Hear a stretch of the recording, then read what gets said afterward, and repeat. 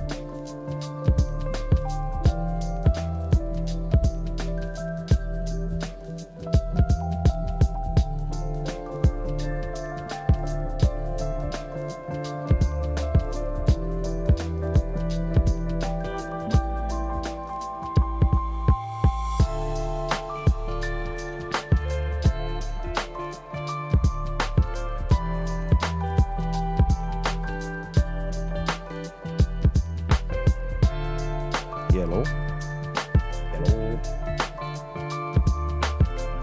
Oi. Anybody home? Hello?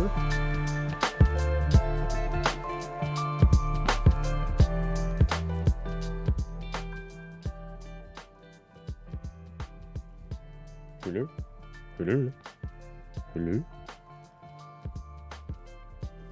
Okay, what happens if I'm trying to put this into browser source? Add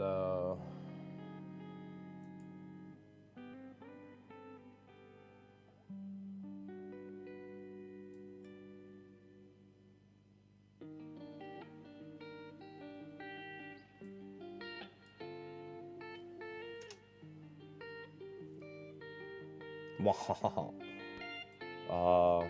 Soft dude.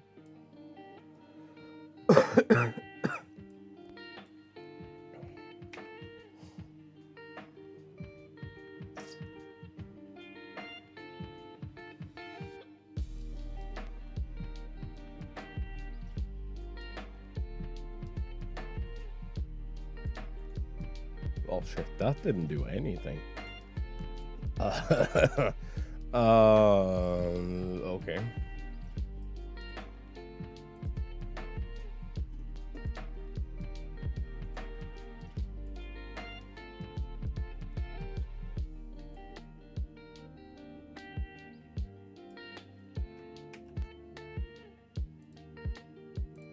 Hey, I'm gonna need my test environment.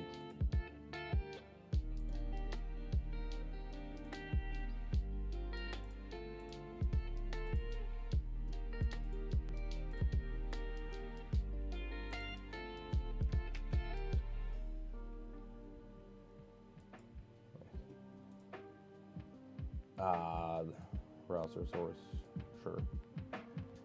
What?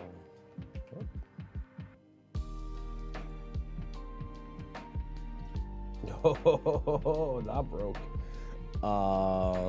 Okay.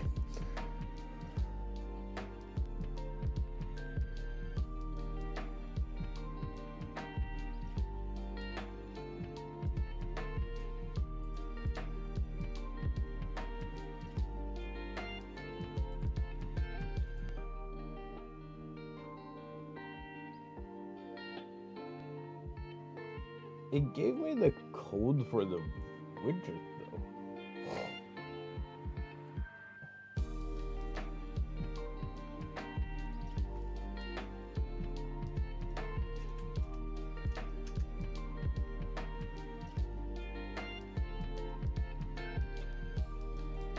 That's wrong. Oh no!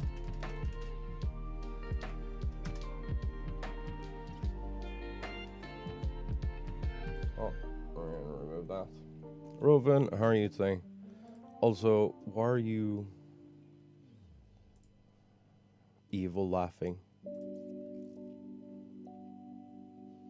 Making progress on plans?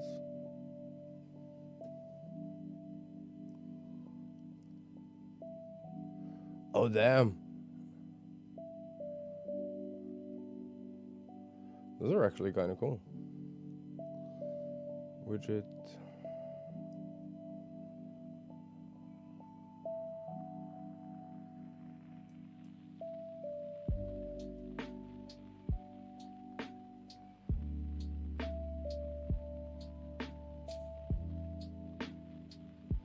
Goal overlay. No, that's not what I want. That's what I have.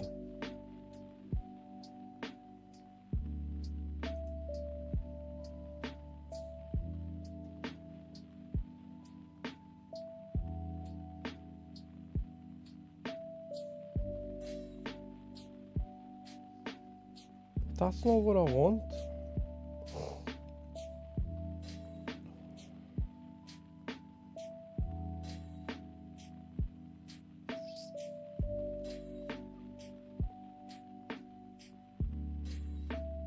Oh, so this is like a collaborative thing to like get something that has support. That's kind of cool.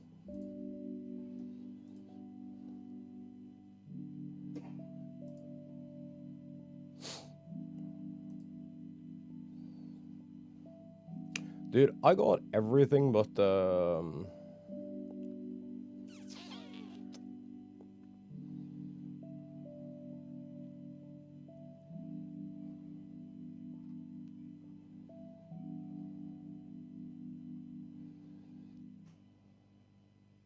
everything but the controller today.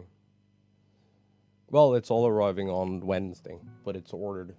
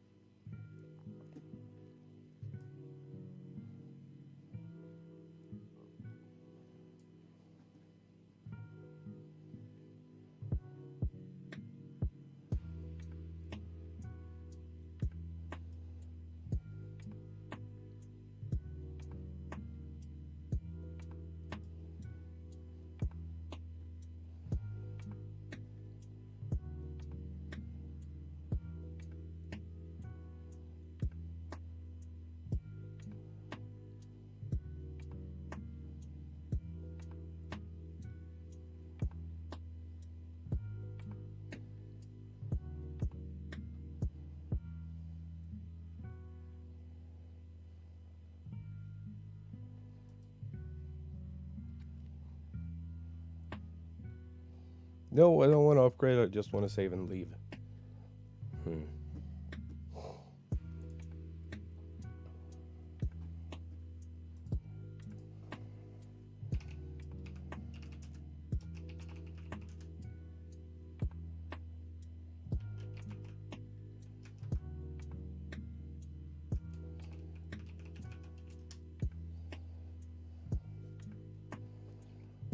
Uh.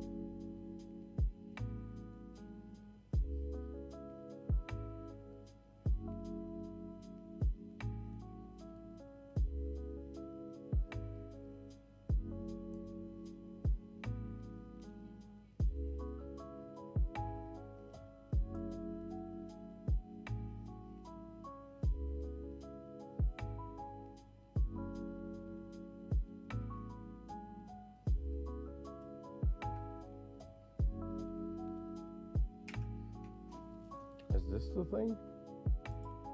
Test environment. Add browser for.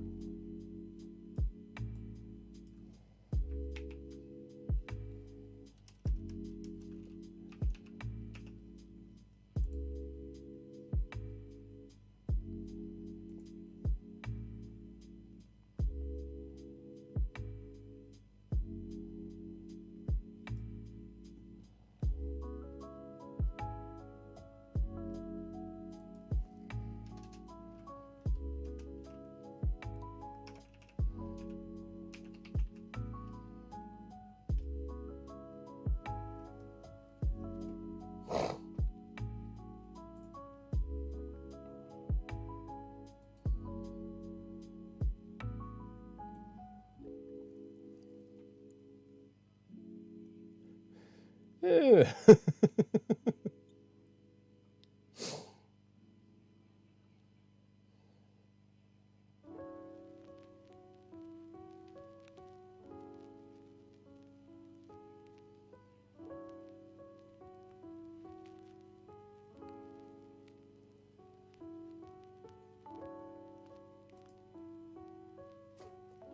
So I can get it to work, but I can't get it to do what I want it to do. So that's fun.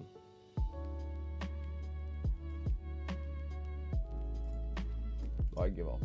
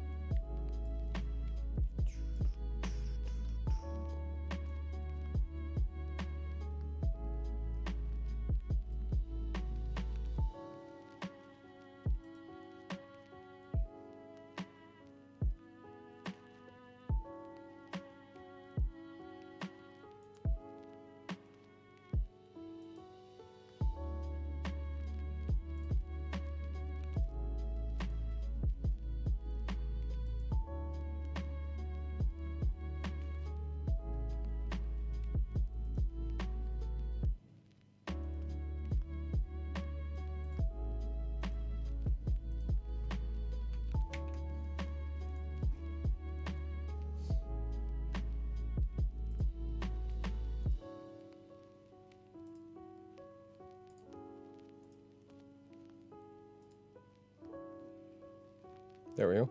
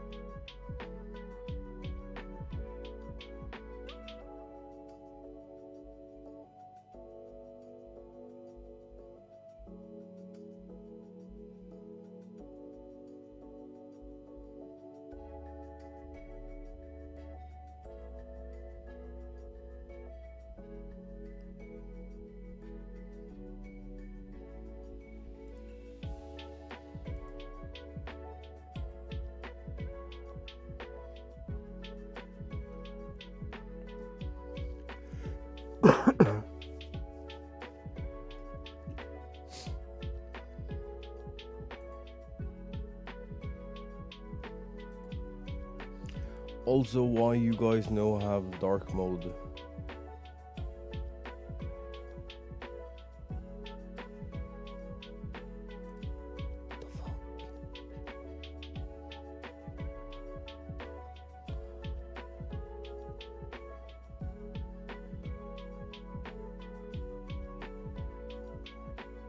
That's rude.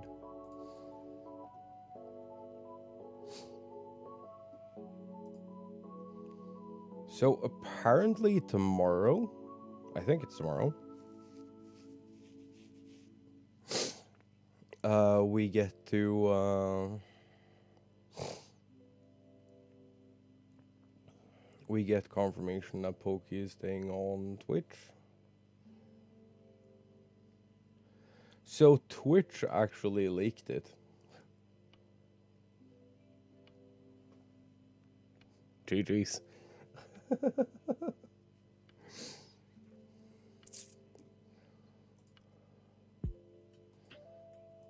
Yeah, so they're gonna do the same thing that YouTube has been doing for like the last 10 years.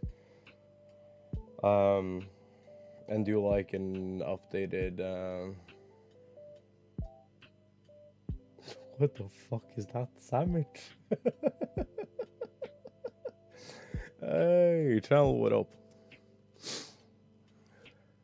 Yes, they're gonna do like a creator camp. And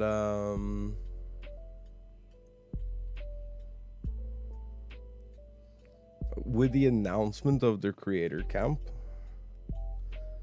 they were like, oh, by the by,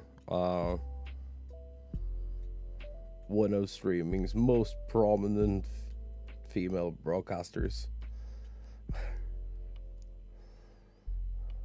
is gonna be there.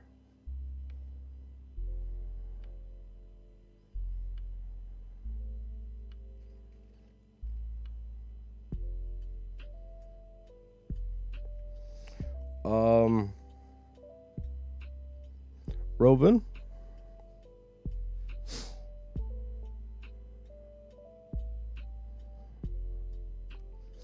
Are you aware that you forgot to quote tweet for the quote tweet?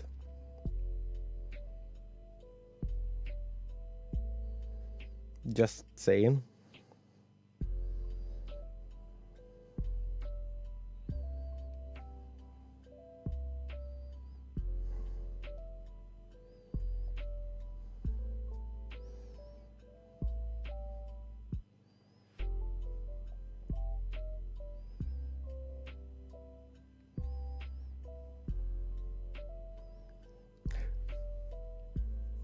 Get your DMs. Is something missing?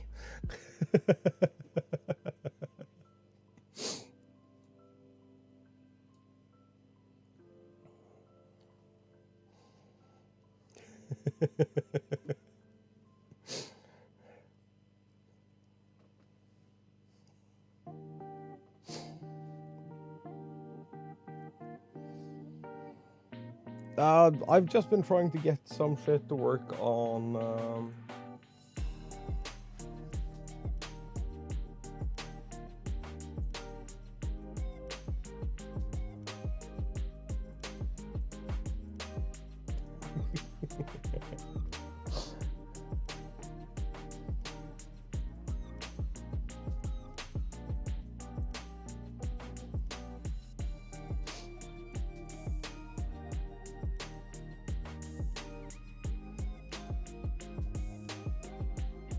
Also, chat. Do you think we're ever gonna like break into like the 60s?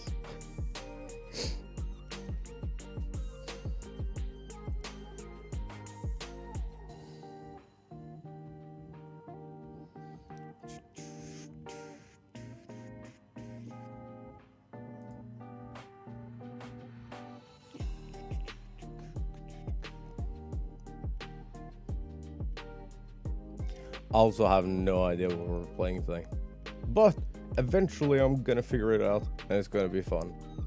Well, probably. At least I'm gonna have fun with it, so you know. Well, if you don't have fun, that's kinda not on me, you know?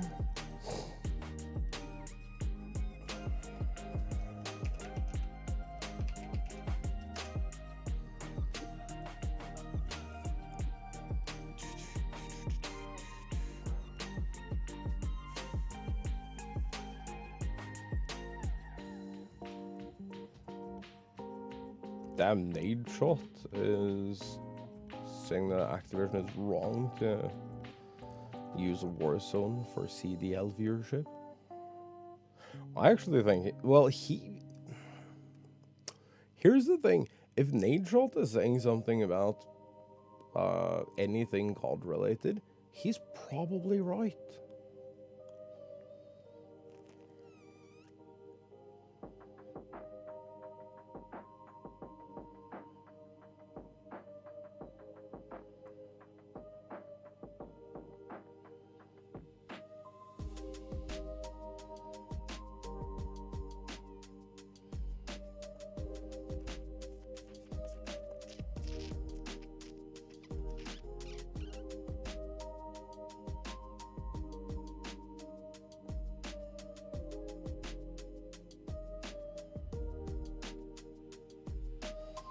Apparently we're getting an Overwatch 2 beta soon. I don't care.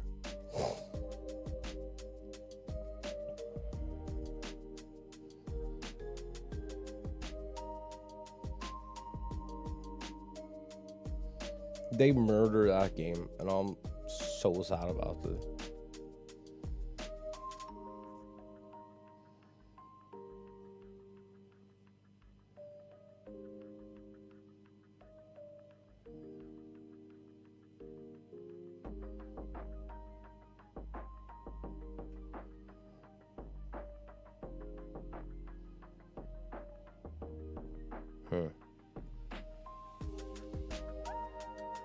What else? Pokemon Legends is looking to be like the fastest selling game of all time.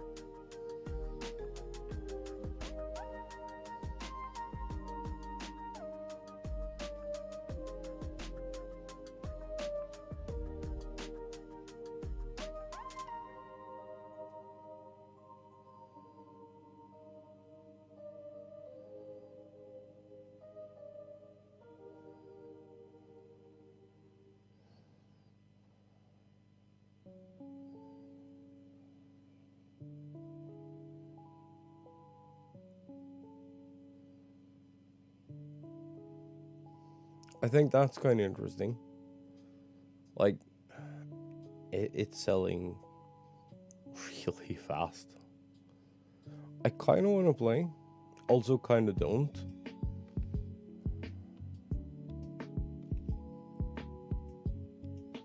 There's apparently a bunch of awkward shit.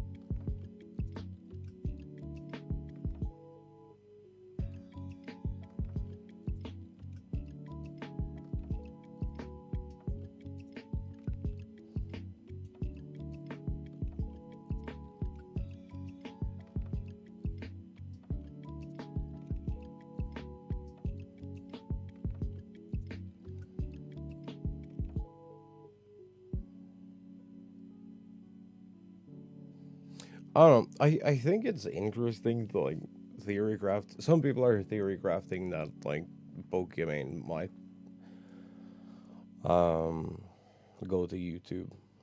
I'm pretty sure they got her a contract. that let her stay.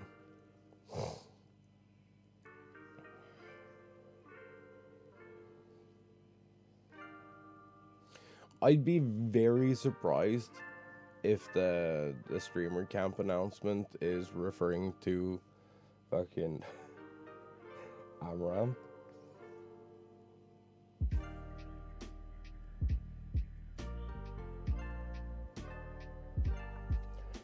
I'd be very surprised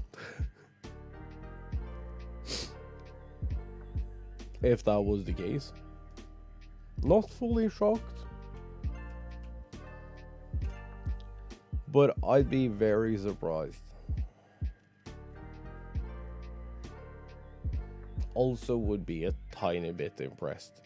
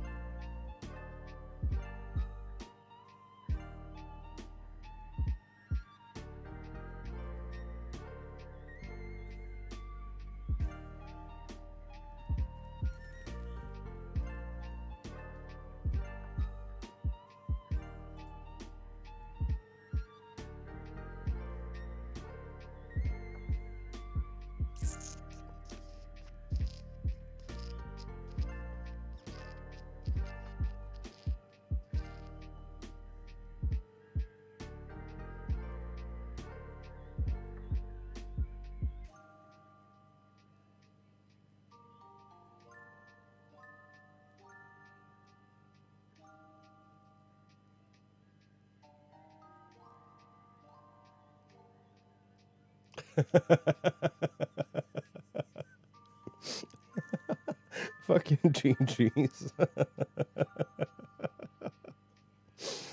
Oh.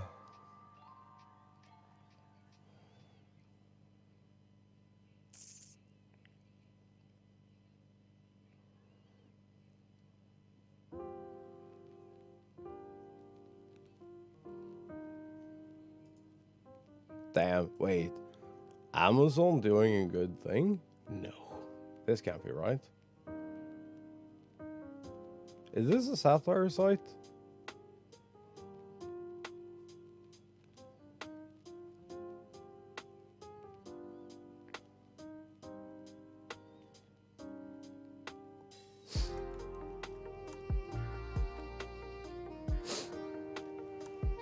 Some people are emo paranoid, for sure.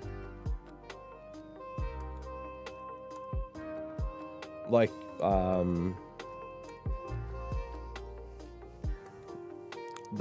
the party streamer, BB Jess. She had her emotes banned. I mean, they were called boobies, but they were very obviously two bees dressed up as ghosts. It is a super cute emote.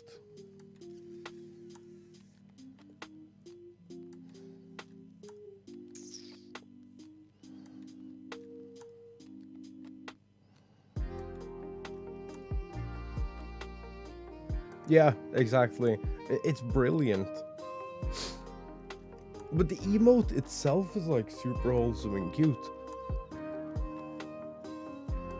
But no, it was banned for sexual something or other. Okay, Rovan linked me an article that says Amazon more than doubles max base pay to 350k for corporate and tech workers, citing a labor market. Oh, it's about. I mean, it's about time. I'm surprised that it's more than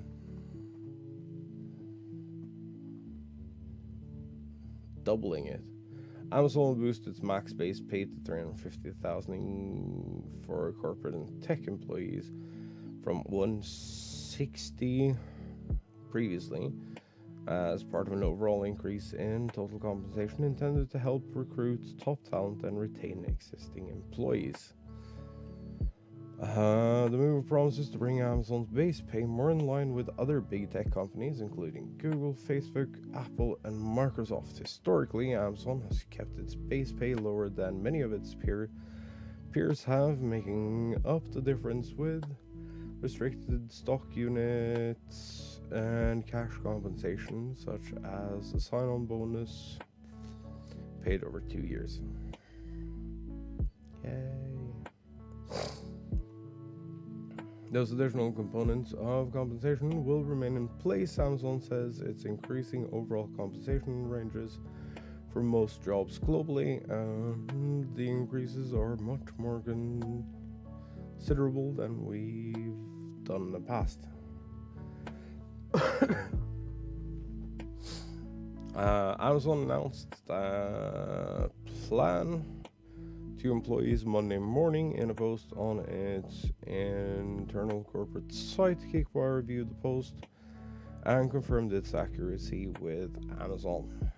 This past year has seen a particularly competitive labor market, and in doing a thorough analysis of various options, weighing the economics of our business and the need to remain competitive for attracting and retaining top talent, we decided to make meaningfully bigger increases in our compensation levels than we do in a typical year, the company said in the internal post. Amazon is currently in the middle of its annual performance evaluation process, known internally as FORT. That isn't scary at all.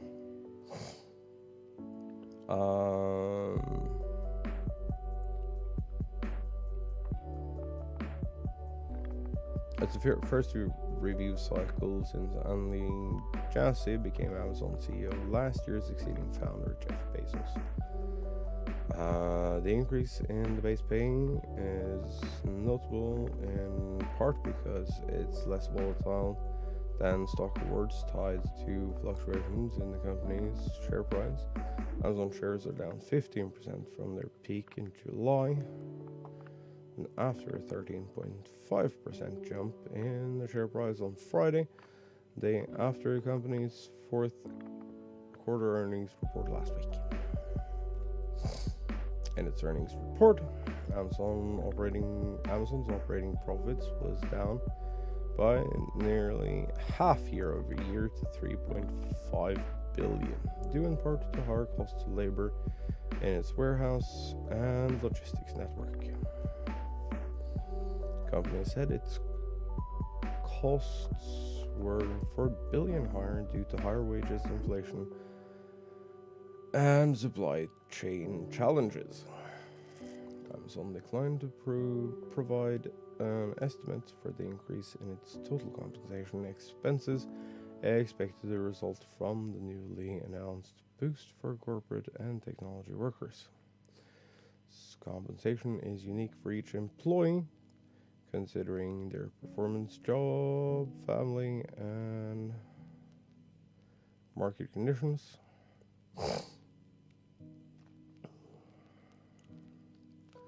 These updates to the base pay cap and the total compensation ranges will affect every employee differently. In addition to increasing base pay and compensation range, Amazon announces changes in the timing of compensation for employees when they are promoted.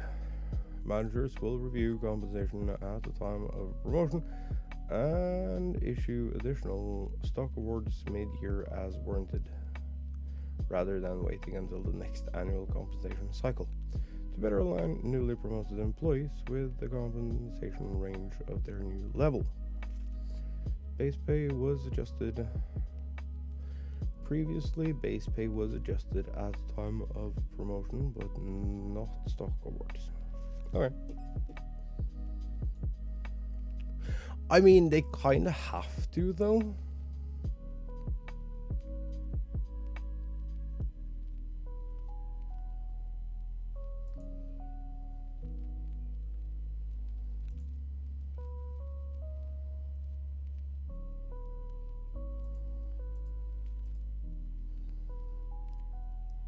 Though, I guess...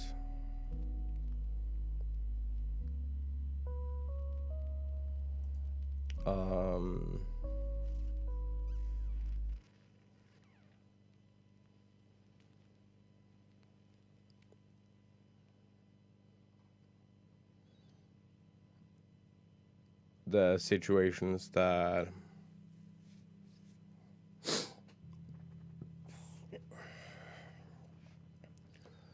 need the most compensation the highest, and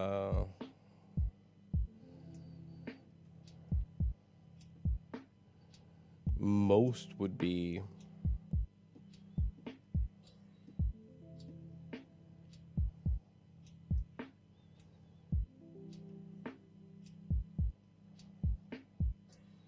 like service work.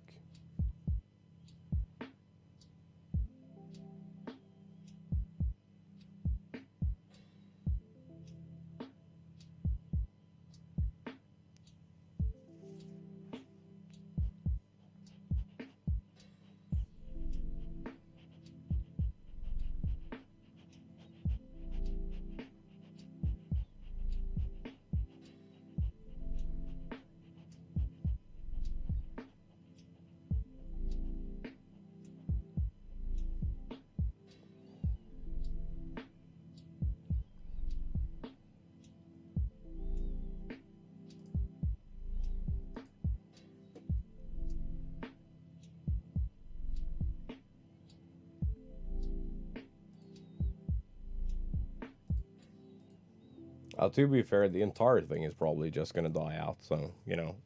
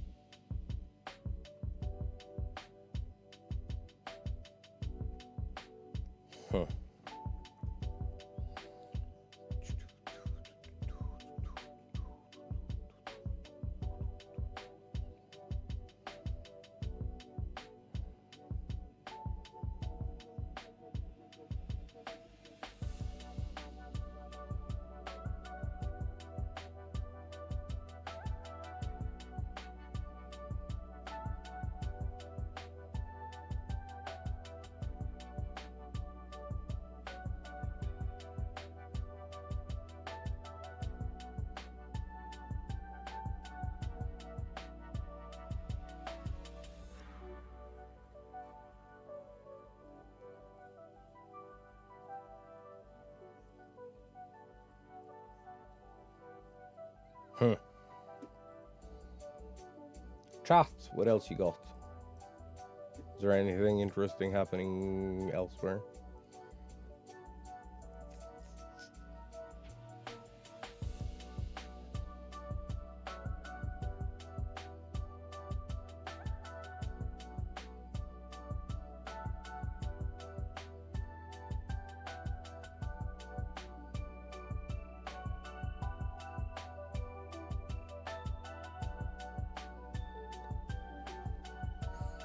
Or are we all out of cool shit?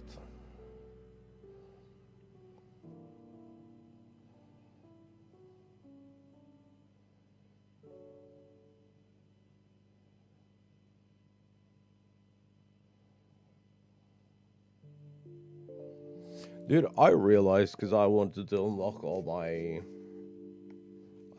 all the Smash Ultimate characters ahead of getting a new capture card.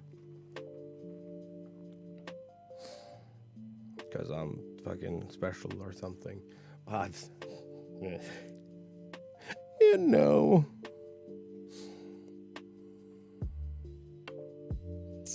Anyway, I discovered that So if you want to speedrun this, you're thinking about picking up Smash Bros, but you don't know if you have it in you to like grind out the fucking 71 characters or whatever the unlocks are. Here's what you do.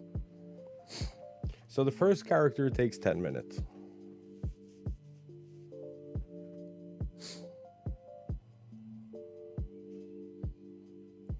You can't spawn a character encounter before you have played 10 minutes.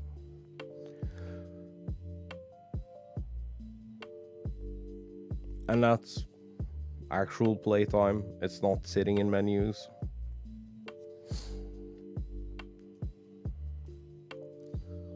So what you do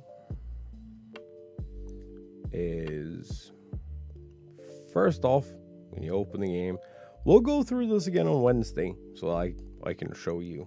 And someone set a reminder for me to do this, either Wednesday or Thursday. When I get the capture card up and running.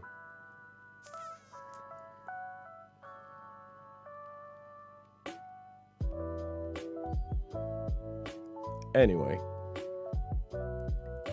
so first thing you do when you open Smash Ultimate is you go in, you click the classic version. I think it's the classic category. It'll be with the thing. I think it just defaults to that. Let me check, so I'm not lying to you guys.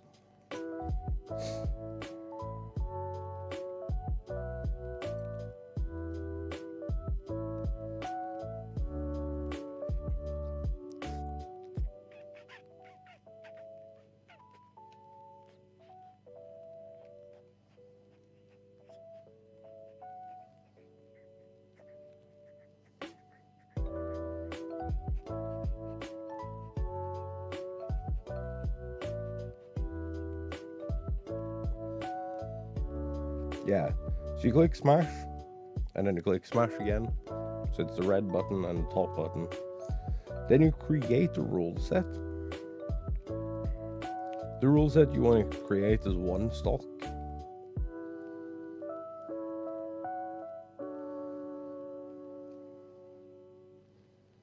How long the match is and who wins or loses, when you get back to that isn't important. But make all that so you have it ready. Then you play through a standard campaign. Takes about 10 minutes, including credits.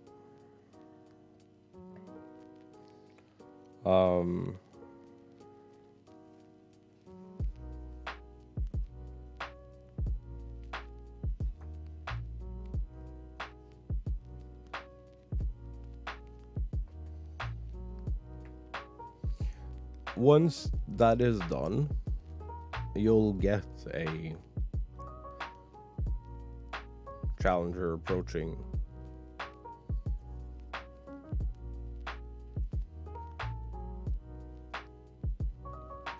Text. And you'll get your first new character encounter. Once you've done that, close your game, reopen the game, and now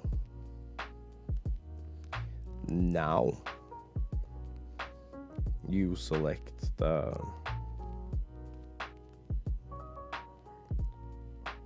classic Smash menu to play against the CPU.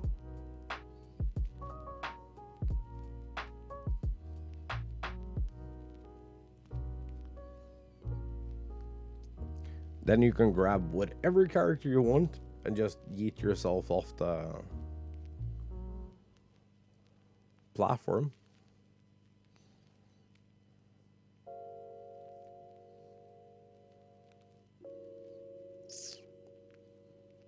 And because the game is coded to always give you a new enemy encounter or new challenger encounter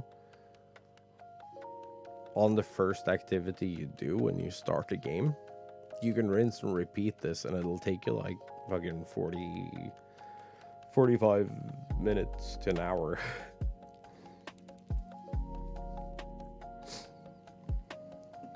To grind out all the characters.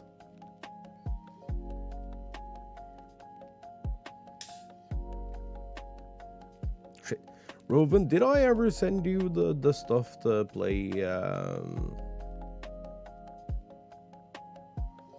Slippy?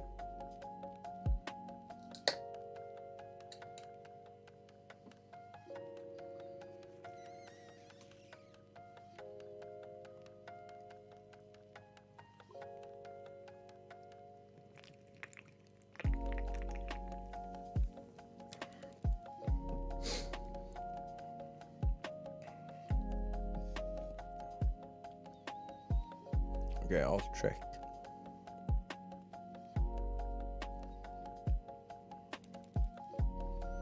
Man, I'm a little mad I didn't get the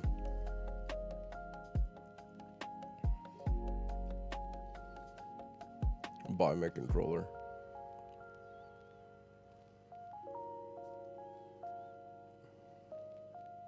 Wait, how?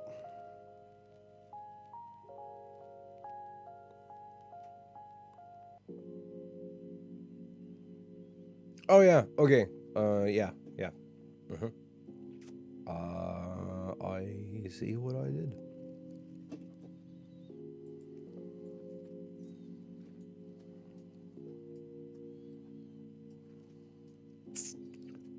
You're just one thing short.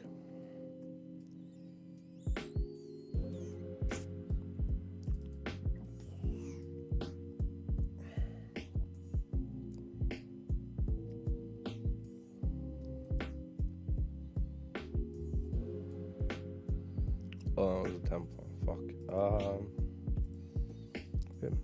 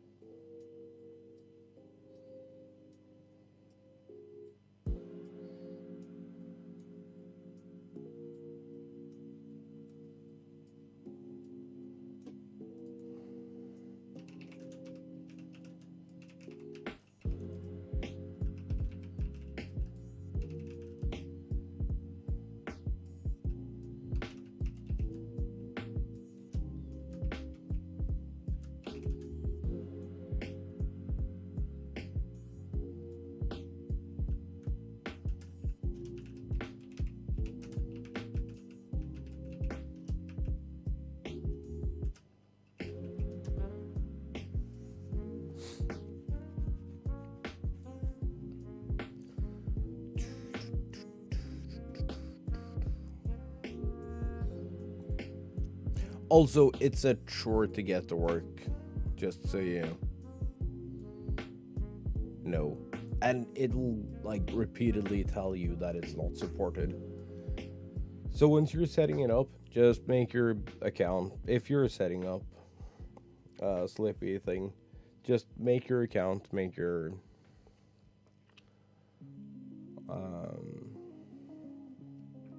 like player code and stuff. And then skip the step for mounting melee.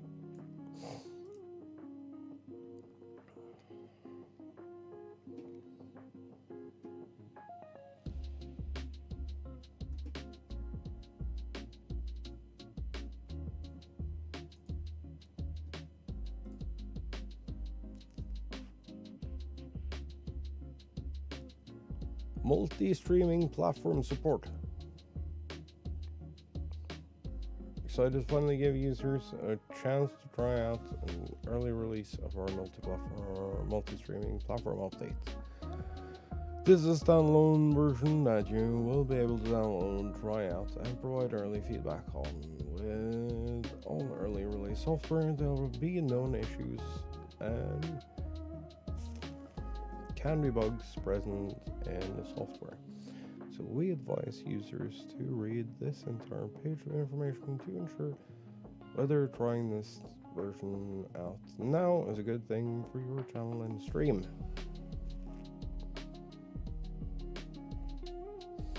We'll read the thing. I ain't scared. Oh, there's a fuck. I will never not read that as fuck. Because I'm a child.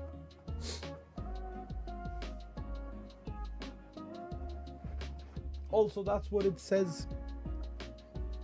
Well, this one actually says frequently asked questions. But fuck is capitalized, so I win.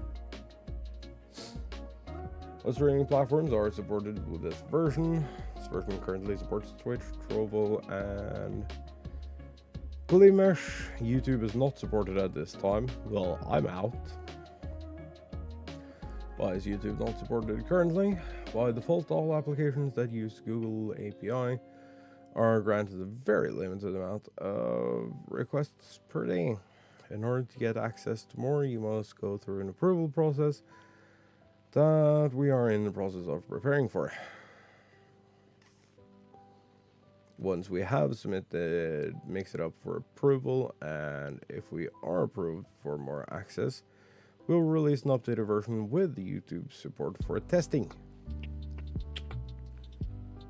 Sick.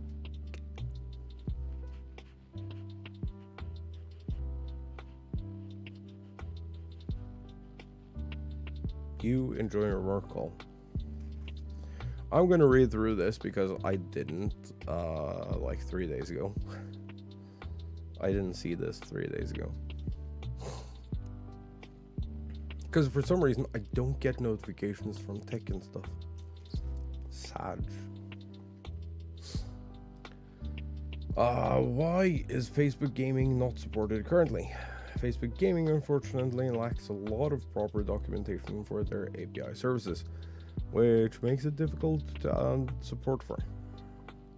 We have spent time investigating what things we can support on there. However, we've run into several hitches that have prevented the platform from meeting the minimum bar of functionality that we would find acceptable. We'll be continuing to push and investigate on it in the background, but have no specifics of when this may or may not become available. How do I use this version?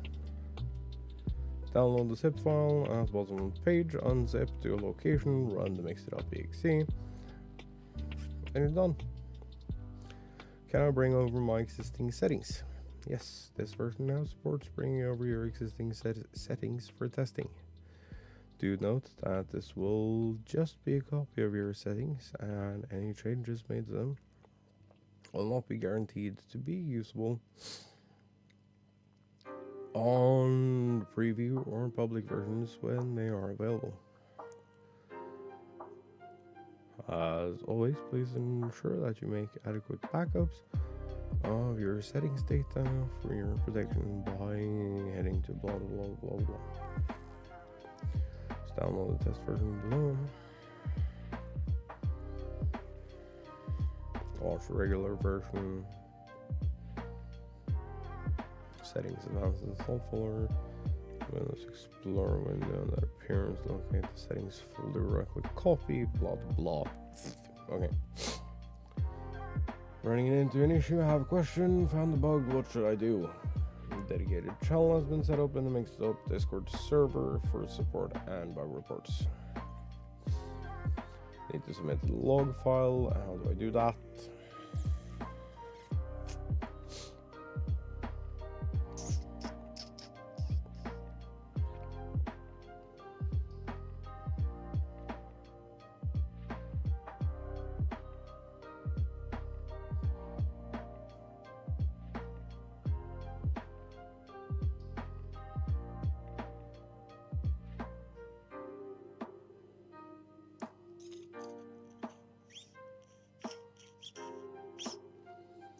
This is really cool because this means that we can probably go back to like having a super awesome bot really soon.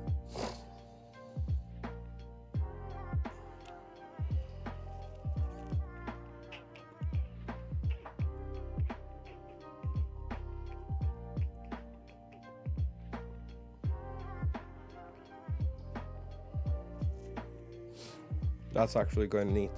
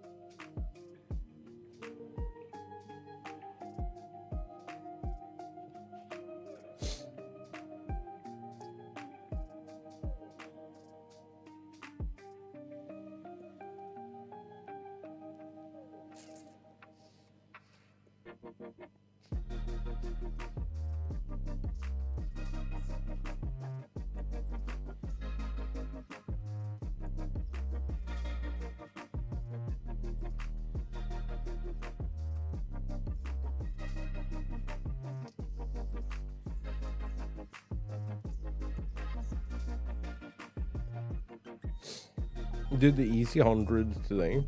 So I'm looking at the fashion report. Easy 100 today is really easy. Easy 80 is even better. You need a ring from the jeweler and all the.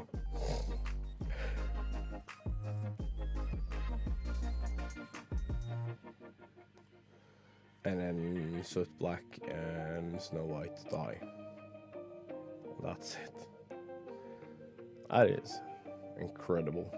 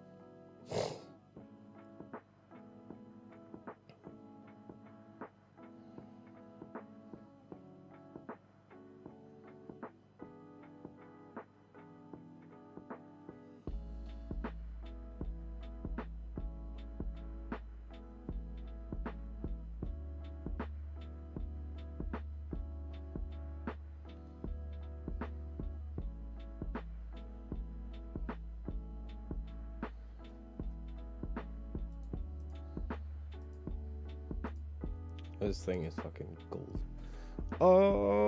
Is there anything newsworthy?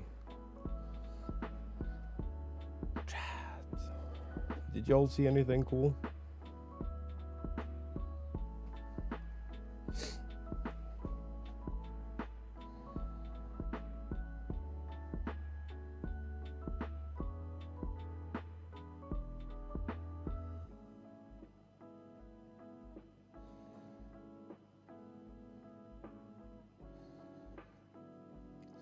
So it looks like okay. I just got a text from DHL.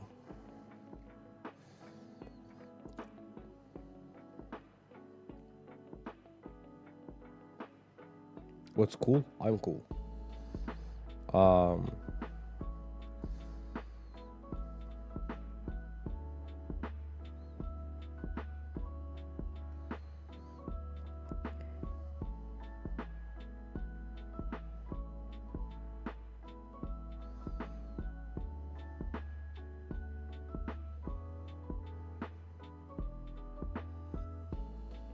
This is telling me that my package is arriving tomorrow.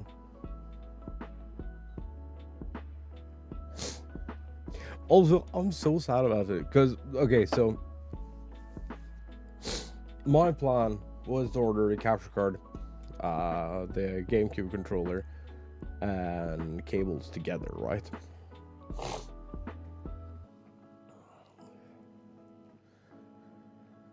Then I was doing a quick search, and I realized for like fucking $3 or $4 more, I could get it directly sold and dispatched from Amazon instead, from like some third-party seller. The capture card.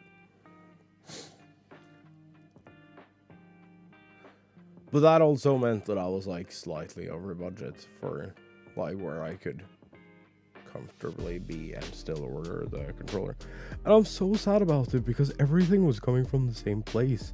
So it was like one shipping cost of 105 rubles. I was like, fuck. I'm so sad about it.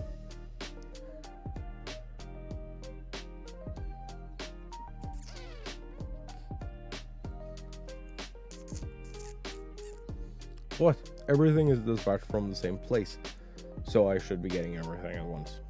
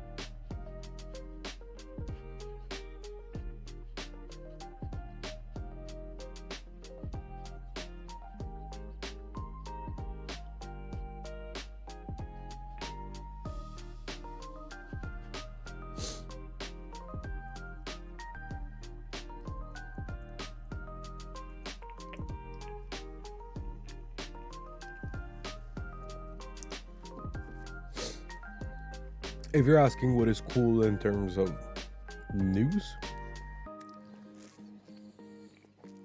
I don't know. Whatever you think is cool.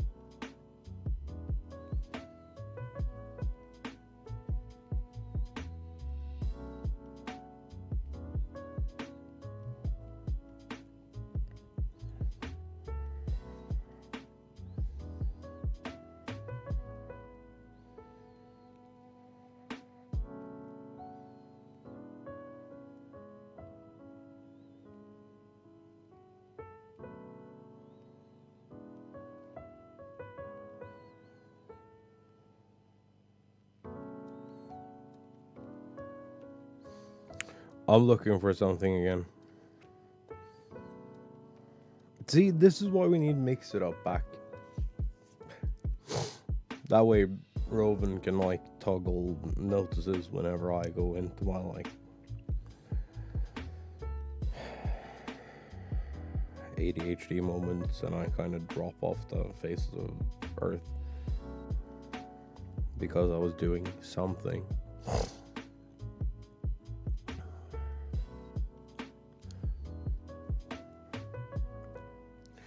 Also, Kotaku writes, Google quietly dishing Stadia. I mean, was it really quiet though? Because I feel like it wasn't.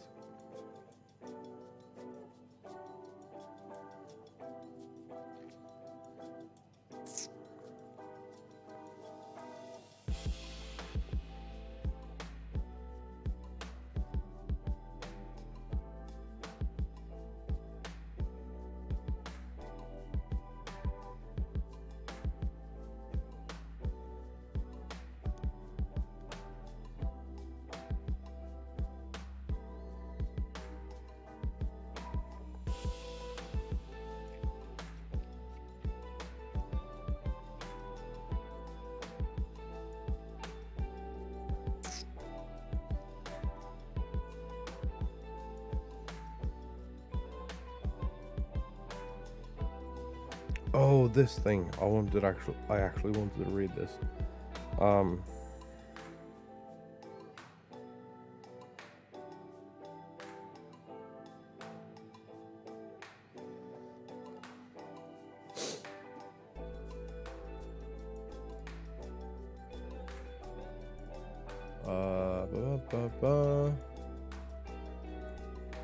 Meta says it might shut down Facebook and Instagram in Europe over data sharing dispute.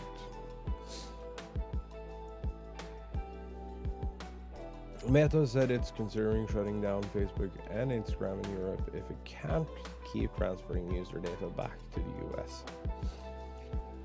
Social media giant issued the warning in its annual report last Thursday. Regulators in Europe are currently drawing up new legislation that will dictate how EU citizens' user data gets transferred across the Atlantic. See, the shitty part about this is that if Meta pulls out, everyone else is going to pull out and we're just going to be left alone here. Well, we're just going to fucking disappear from the internet.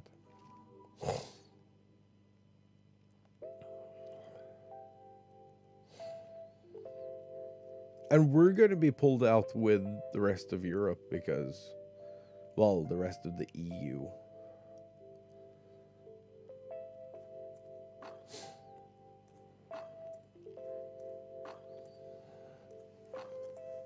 Because the EU is the ones forcing all these fucking stupid ass rules on us. To be in, like, within trade agreements.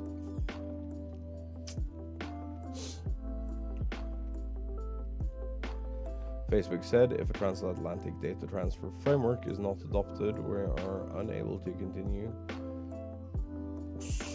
to rely on SEC's standard contractual clauses or rely upon other alternative means of data transfer from Europe to the United States will likely be unable to offer a number of our most significant products and services, including Facebook and Instagram in Europe.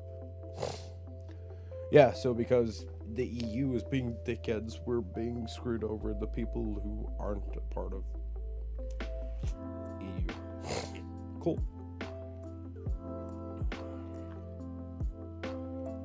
I don't think the EU, or I don't think politicians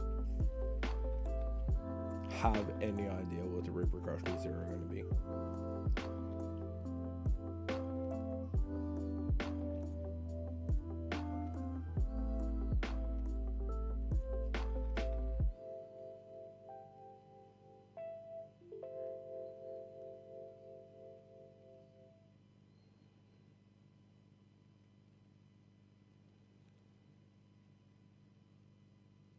This is terrifying if you want free to wander internet. You should be mad about this. Regardless of if you like Facebook and Instagram or not. You should be mad about this. Company added this. Added this with all this would materially and unnecessarily affect our business, financial condition, and results of operation. Meta cannot just blackmail the EU into giving up its data protection standards. Dude, why can't it just be like covered by the GDPR? Lawmaker Axel Voss.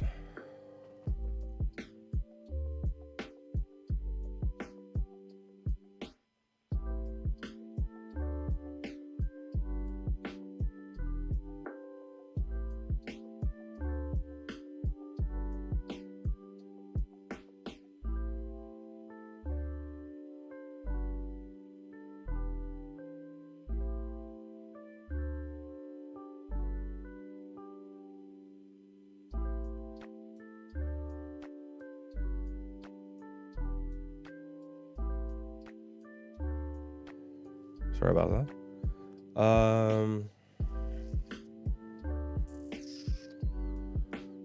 European lawmaker Axel Voss said on Twitter, adding that leaving the EU would be their loss. No,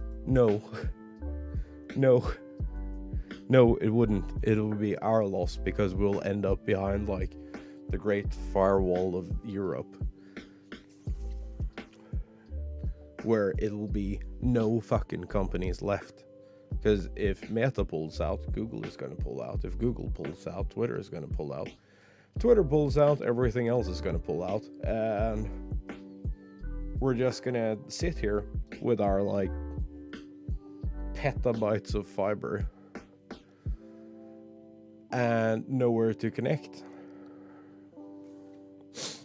Voss has previously written some of the EU's data protection legislation, and it all sucks ass. Meta spokesperson told CNBC on Monday that the company has no desire and no plans to withdraw from Europe, adding it has raised the same concerns in previous filings. But the simple reality is that Meta and many other businesses, organizations, and services rely on data transfers between the EU and the US in order to operate global services.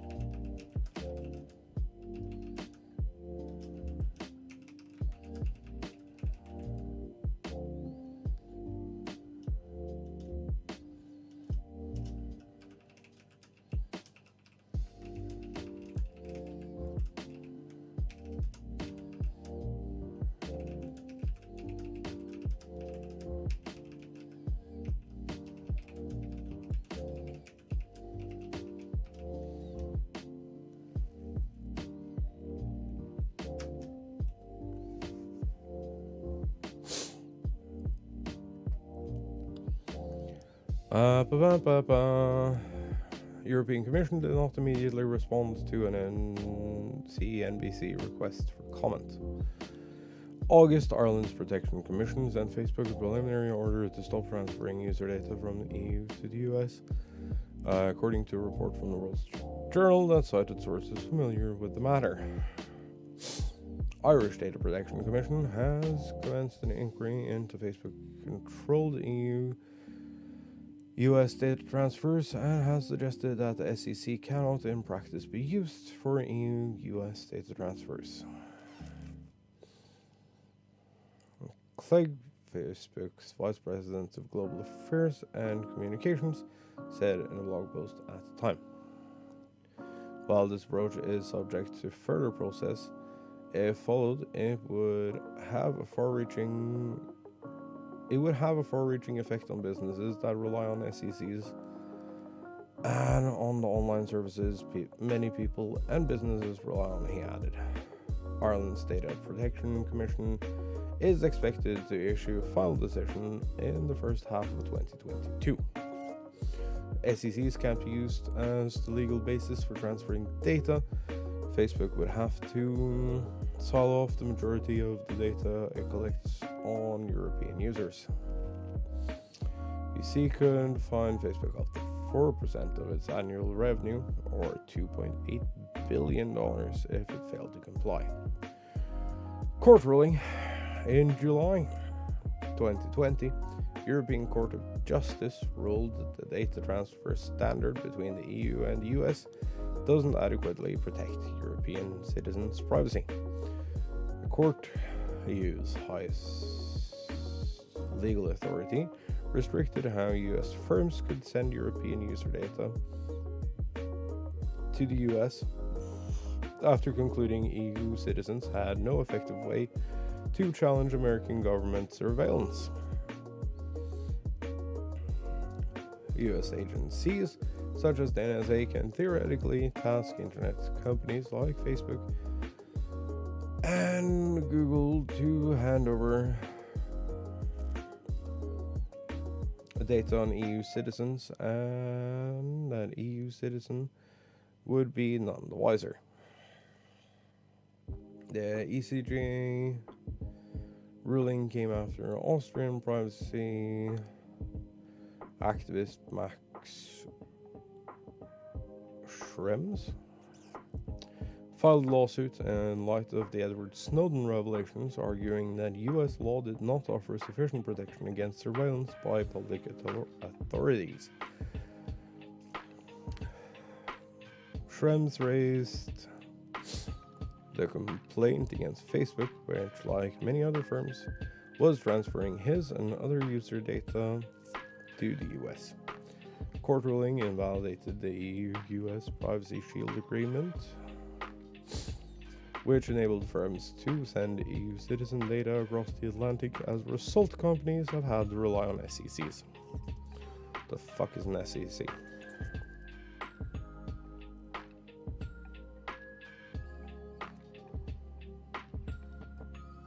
Standard contractual clauses.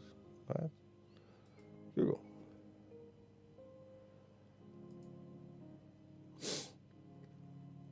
According to the General Data Protection Regulation, GDPR, contractual clauses ensuring appropriate data protection safeguards can be used as grounds for data transfer from the EU to third countries. This includes model contract clauses, so-called standard contractual clauses, that have been pre-approved by European Commission.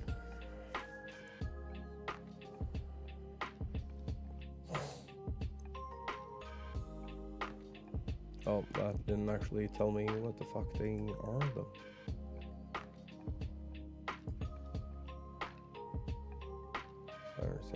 Set of contractual conditions which both the sender and the receiver person data sign up to. Okay. Then why the fuck can't we use those? It's built into the GDPR. Why isn't that good enough?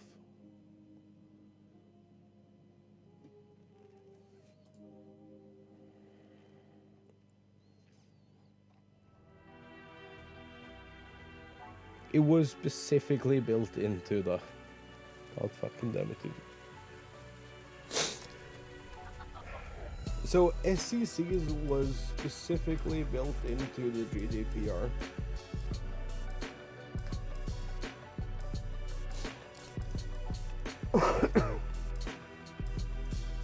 So that you could agree or not agree to share your data with the US. By the click of a button, and you're good.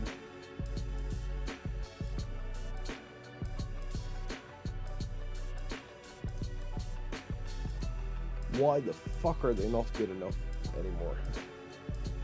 That is something that hasn't been explained here. It's just, oh, they're not good enough. Like, cool, but why?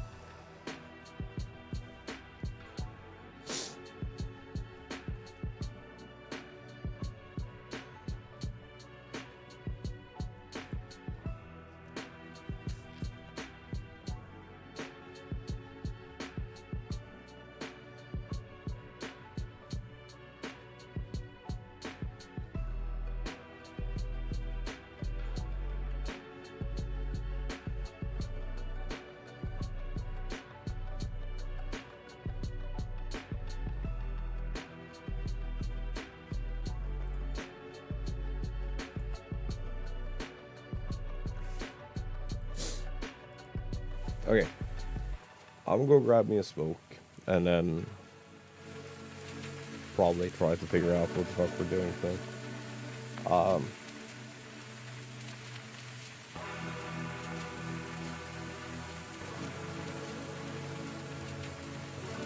yeah.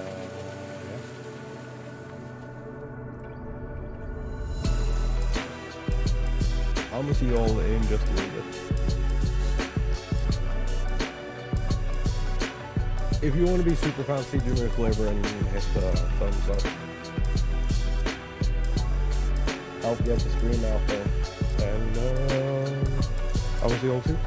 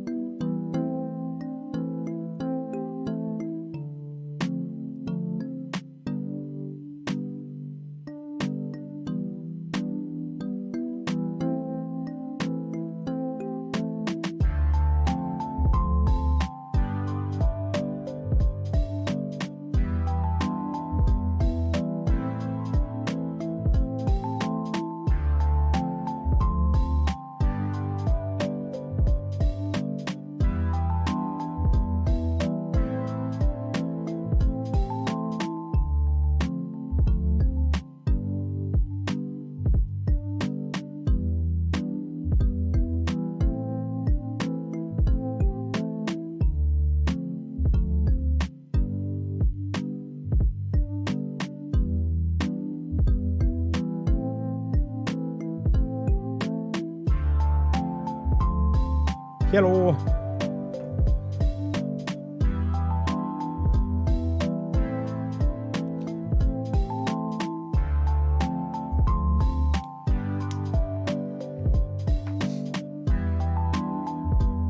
Chat.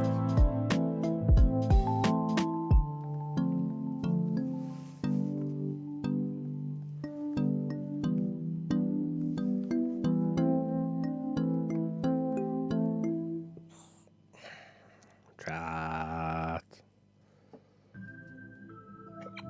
Oh, I got hiccups.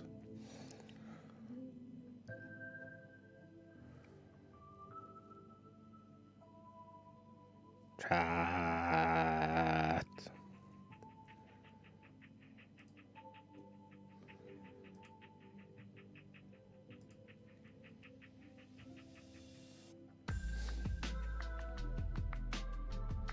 What should we do today?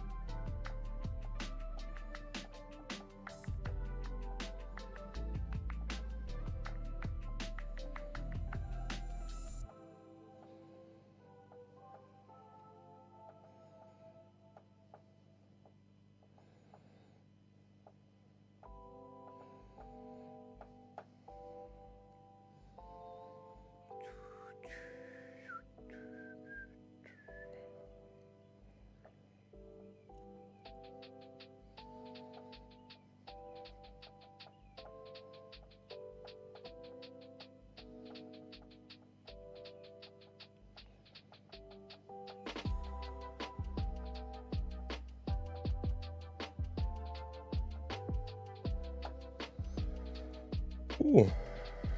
The Witch Queen Viaduct is going up tomorrow. That's kind of neat.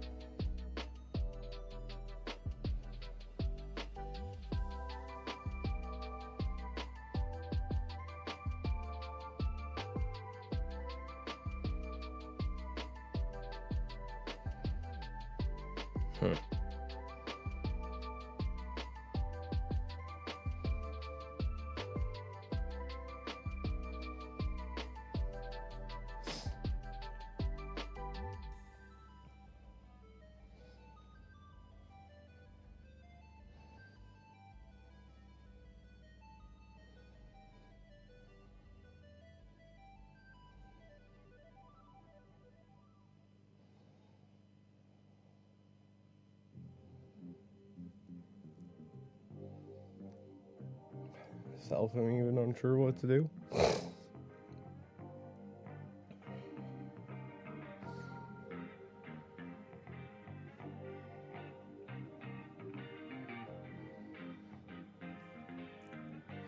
Well, that's very unhelpful.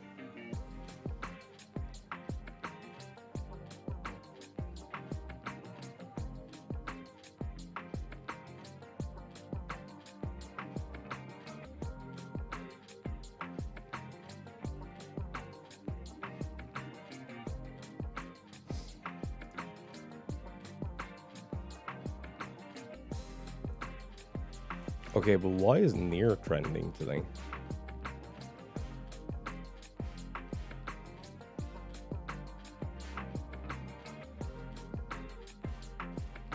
Dude.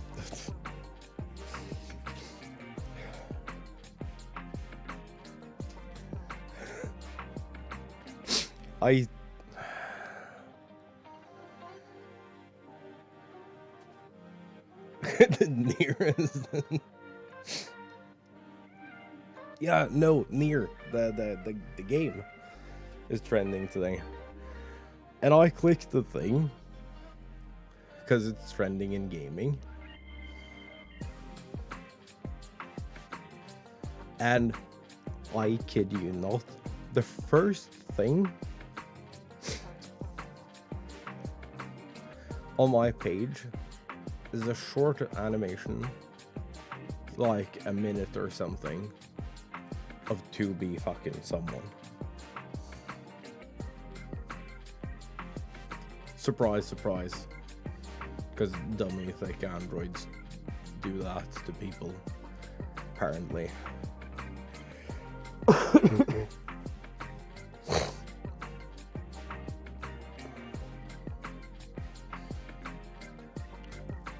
It was the first thing to show up.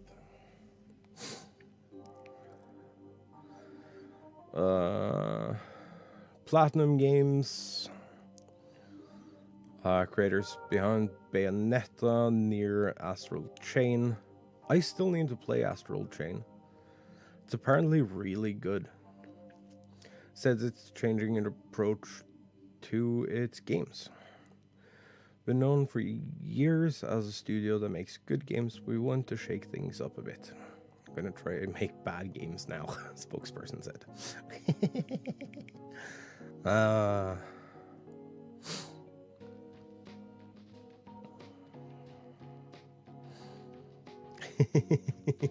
That's a great interpretation.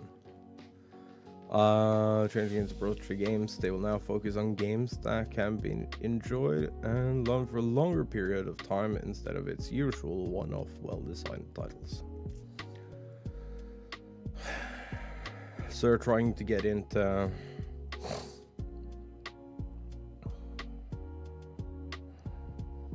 live service games. Okay, Video Games Chronicle was posted 8 hours ago. Platinum's new CEO wants to create larger, riskier games and hints at live service focus.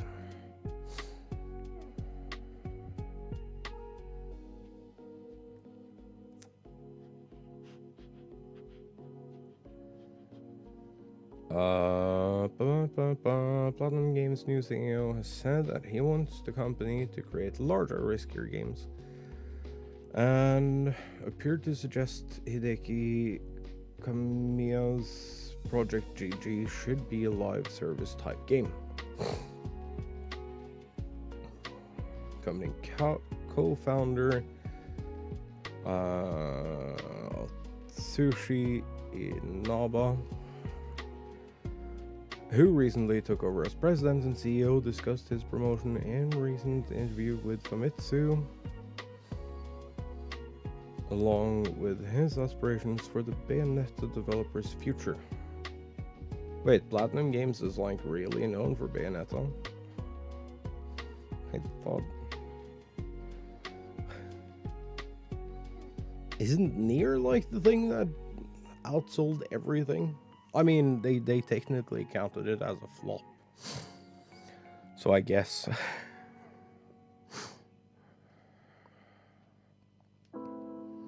I guess. Man, I need to buy the Bayonetta games, don't I?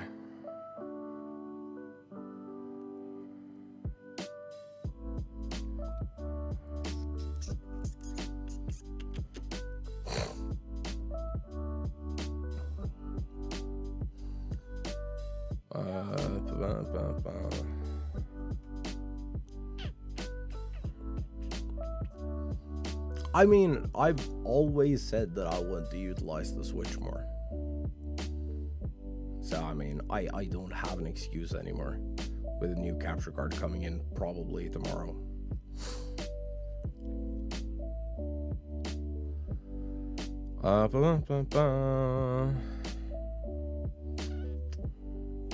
The interview in Alba appeared to suggest a larger focus on live service games. Said he would like the company to create more games that can be enjoyed and loved for a longer period of time, compared to those in which players experience one-off content such as in Bayonetta. And Kamiya's project GG was mentioned specifically by Inaba in relation to his desire to create titles that are different from the past.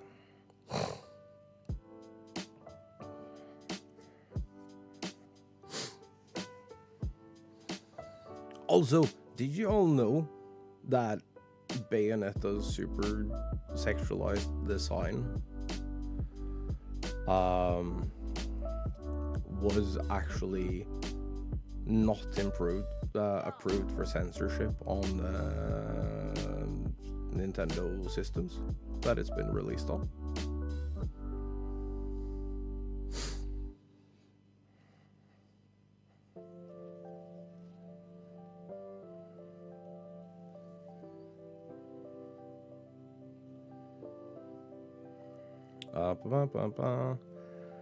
Oops, almost blurted out something important about where we're going, Inaba hinted when asked about the design philosophy behind GG. Project GG is still in the stage of testing various things, so I can't tell you much about it. But when it comes to future game production, I want to focus on creating games that are different from the past. I like to focus on creating games that can be enjoyed and loved for a longer period of time. He added, of course, we would like to cherish and create small but brilliantly conceived games such as Soul Cresta, and games in which you can enjoy the process of clearing the game by going through one-off well-designed stages such as Bayonetta. However, projects that we're trying to create for the future will be different in terms of their structure, considering the changes in the market over the next 5 years or so. I think it's absolutely necessary for us to do this. Sorry for being so vague, but I think it's all I can tell you right now. After over a decade of work for hire, Project GG is Platinum's first wholly owned IP. Oh. It's an action game featuring a giant hero described as the climax to the two directors Hideki's superhero trilogy, following Beautiful Joe and The Wonderful 101. Inaba, who was previously vice president of Platinum Games and the head producer of its development division, took over as president and CEO last month. Hideki Kamiya, claimed designer behind Devil May Cry and Bayonetta, is now vice president.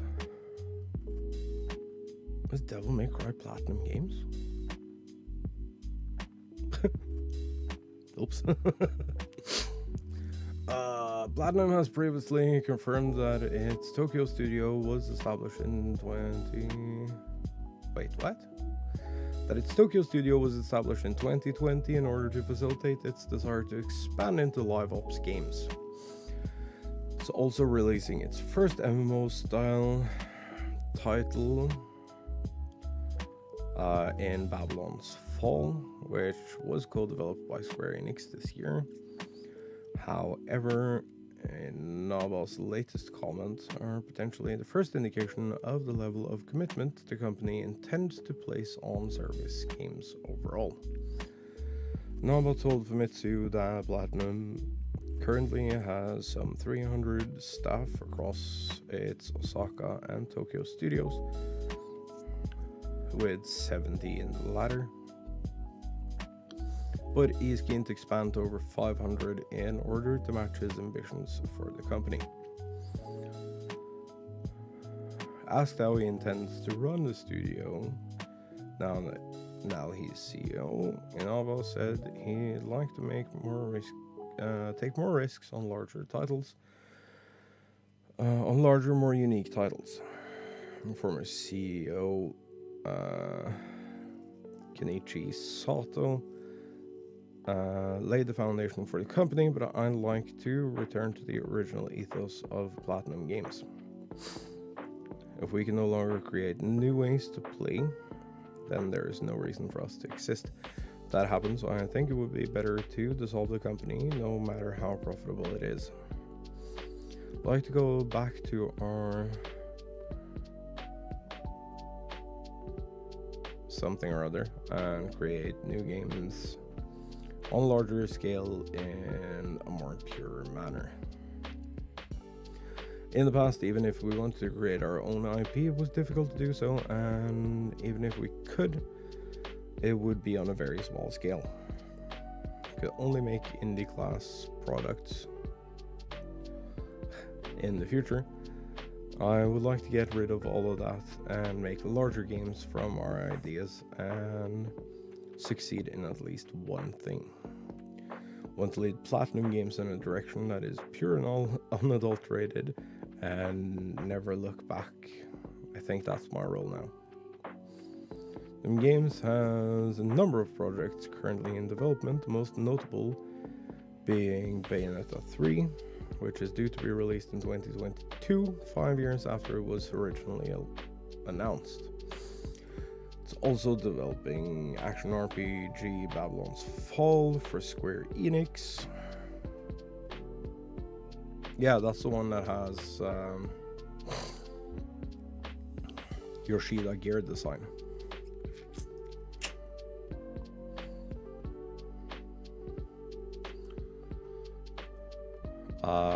Which is due release this March, as well as Sol Cresta, shoot 'em up sequel to 1980 arcade game Moon Cresta,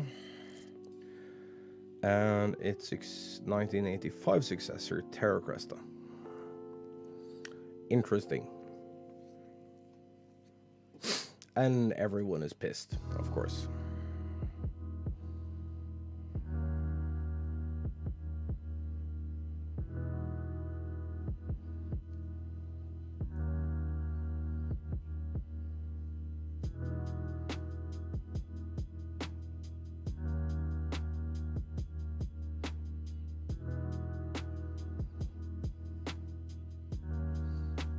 Someone posted this. Want shorter games with worse graphics made by people who are paid more to work less, and I'm not kidding.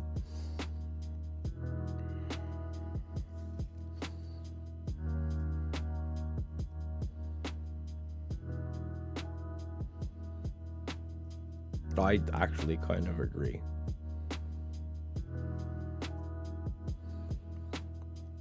I would much rather... Okay, here's the thing. I would much rather have a shorter game with like proper replayability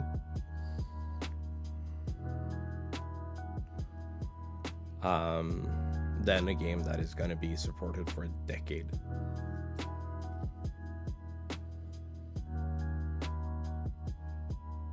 I think Nier Automata is a good example of this. Now, that was made on a fucking killer budget, and it's ridiculously pretty.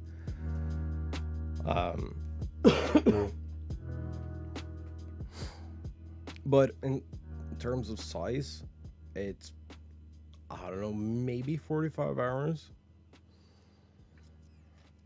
45 or 50 hours. But you can easily play that game every 6 months. I mean, you emotionally probably can't, but the gameplay is so good that you can probably go back to that every 6 months. It has some impressive replayability, and it has such weapon diversity that you can play through that game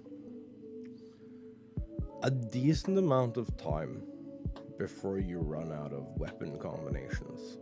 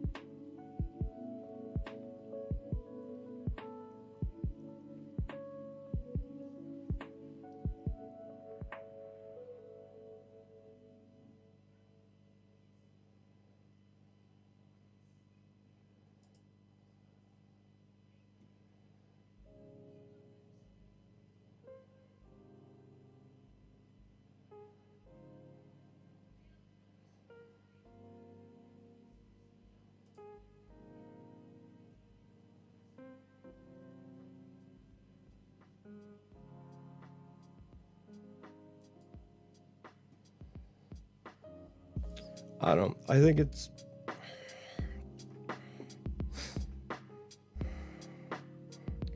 On one hand, I think it's really stupid that all the games are turning into like live service shit, and we're gonna sit here with like 7 games.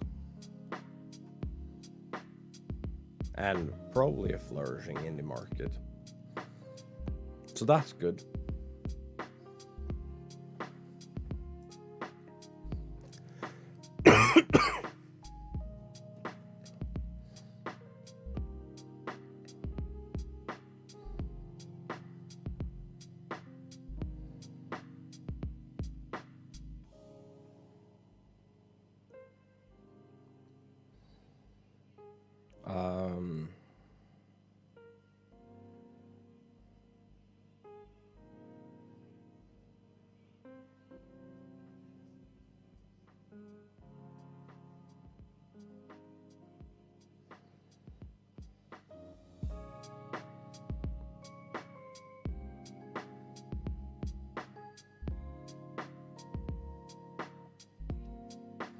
But we've kind of... The thing is, we've kind of made this bed, and now we gotta lay in it, and now we're pissed about it. Because we've always said this since we were fucking kids, all of us. Since every single one of us was like 5 or 6 or 7 years old and we started playing video games. We got our first goddamn Game Boy. And we were like, I wish I could play this game forever. We've always said this. I want to play X, Y, or Z title forever. We've always said this.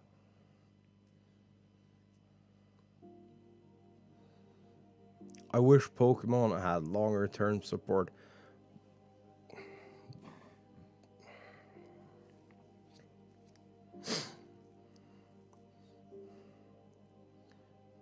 I wish this game that I really like wasn't over.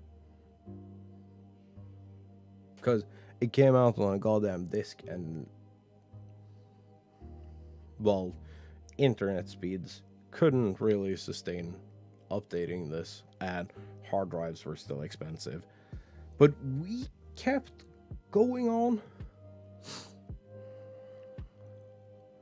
about wanting our games to last forever. Now we're getting games that will last forever, and people are mad.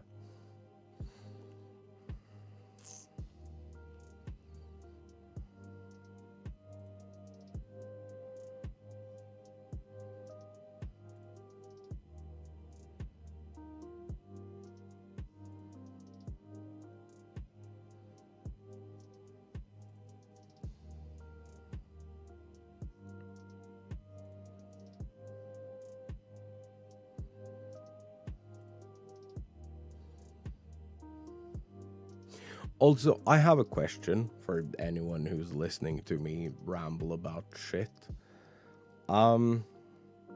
Is the reason we think that live service games are bad because of, like, Destiny?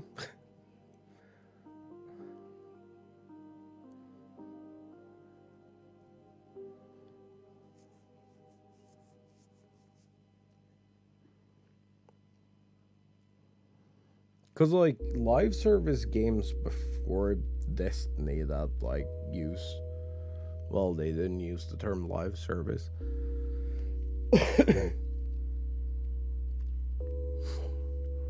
But, like, we've had live service games prior to that. But they're, like, super, ultra, mega critically acclaimed.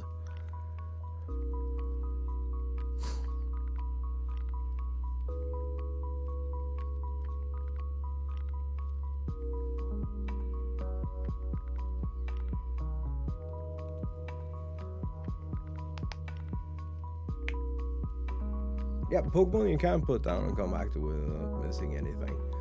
But don't tell me that you as a kid, when you ran through, like, the league, and you completed your Pokedex, well, I mean, you probably didn't. Because, like, you were homeschooled.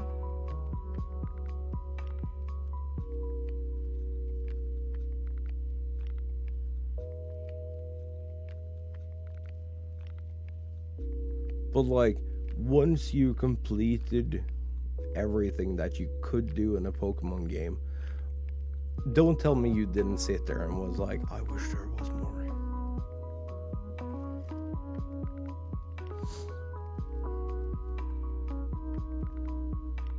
Don't lie to me.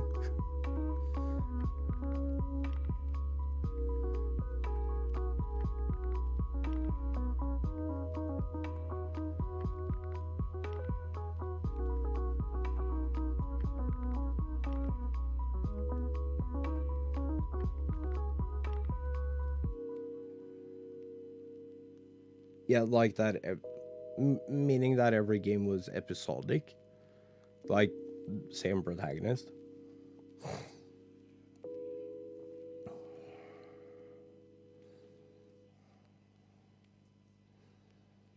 Because, like, the lore is coherent.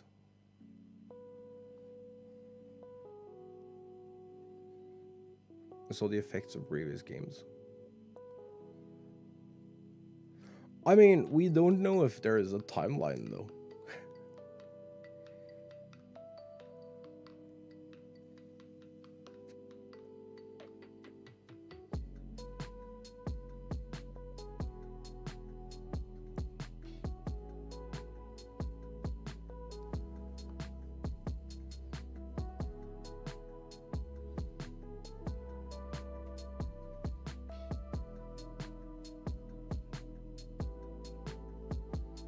Yeah, but all these stories could be happening on at the same time.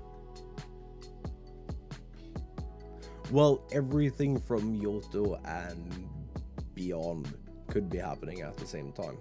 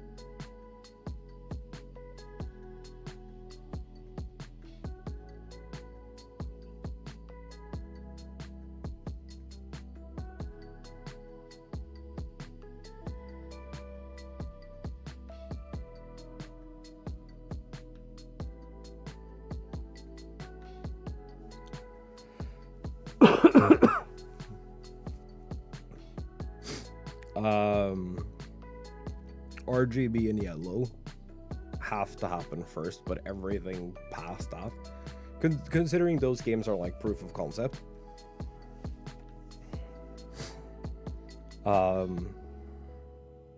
they were actually written into like extended lore.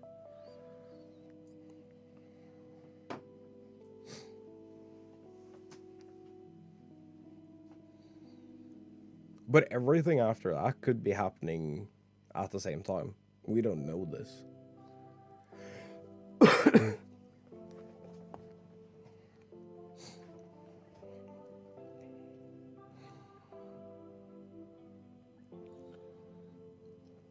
Because I don't think there is any official timeline.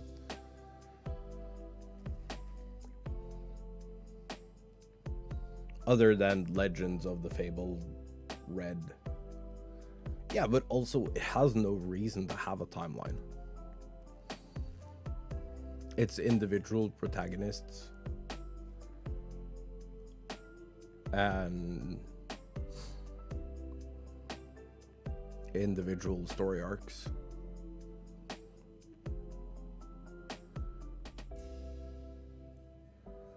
I think if there is more Legends games, I think they're gonna like tackle the beginning of every region. So they will have a coherent, somewhat coherent world.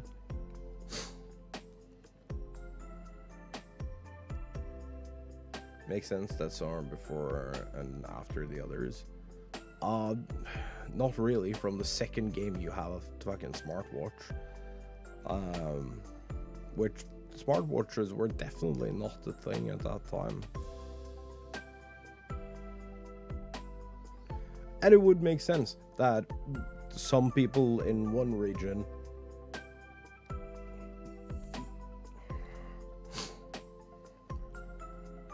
lean towards smartwatches while others lean towards smartphones.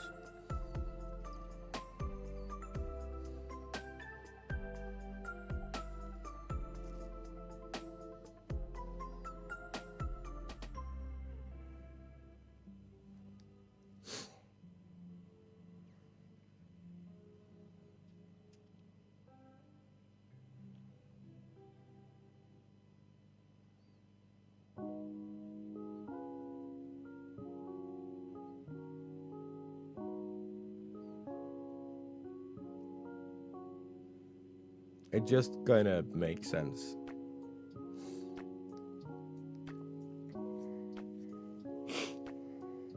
That different regions would have different preferences in tech, in world tech.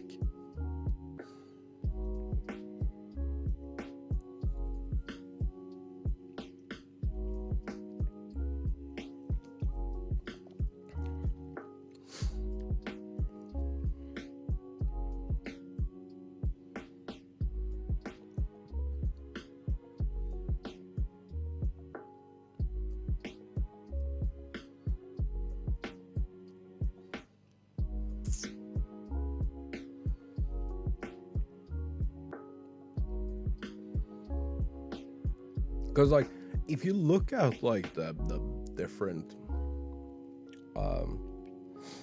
the Rotom system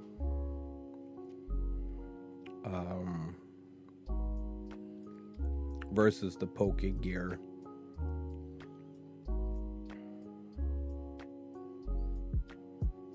it like kind of all fits.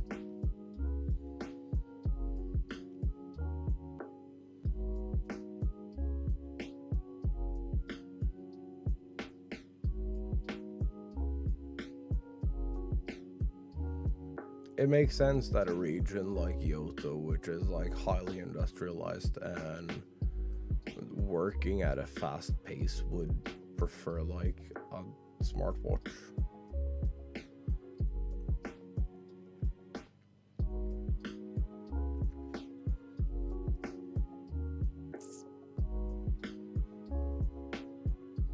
Whereas scenic, more laid back space like the Galar region leans towards a smartphone, take pictures, and like they are surprisingly on point considering how long it's between like every every, for lack of a better term, canon game. So anything past the original 4 titles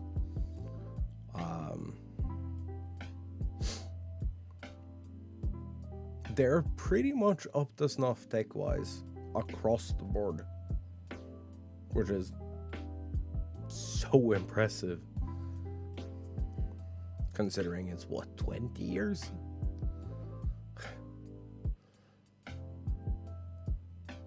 Between Gold and Silver and Sword and Shield.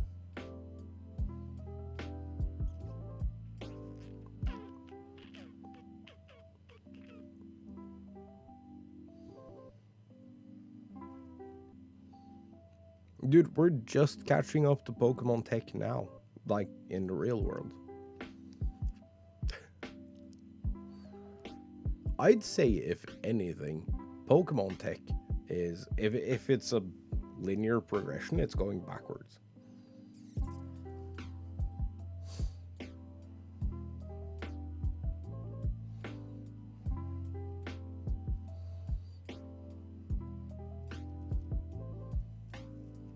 Because, like, nothing else really changes.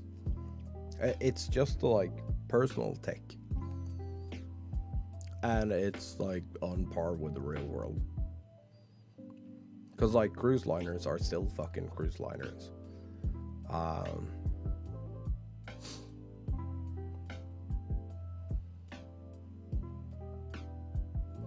Speedboats for island hopping have existed since forever.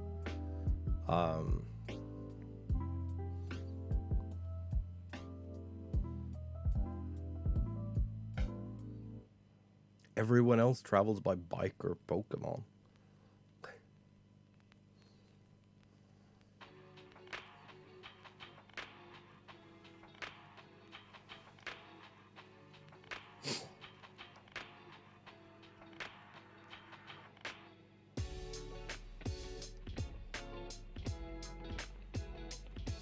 But yeah, I agree. Final Fantasy has like great implementation of how the events work.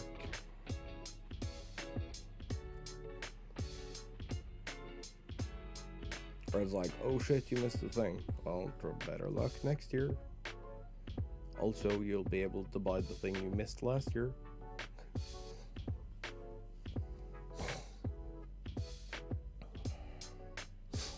But like we've been begging for this.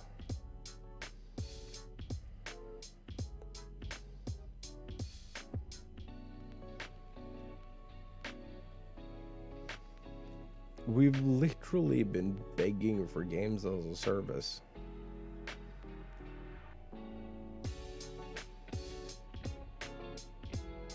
For at least the last 22 years.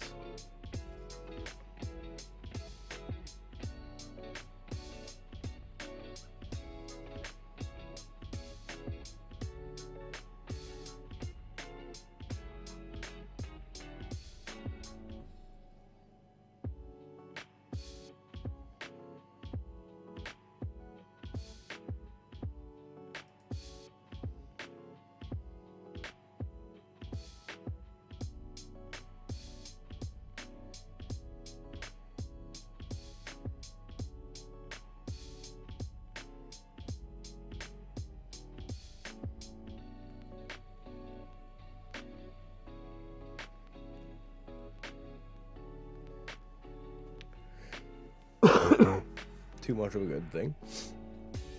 I think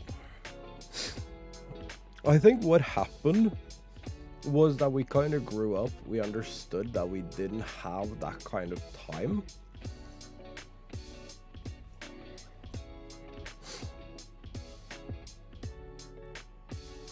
But now it's a little too late because we've been nagging about games lasting forever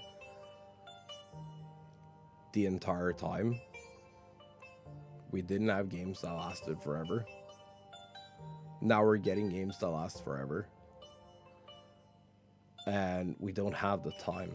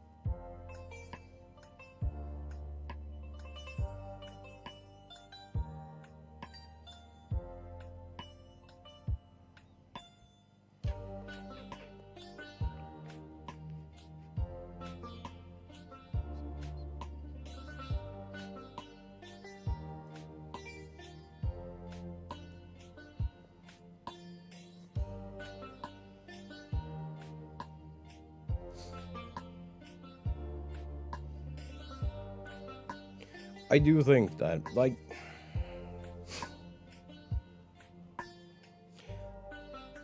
I'll use myself as an example, because, like, if I end up on full disability, I'm gonna have jack diddly squat to do.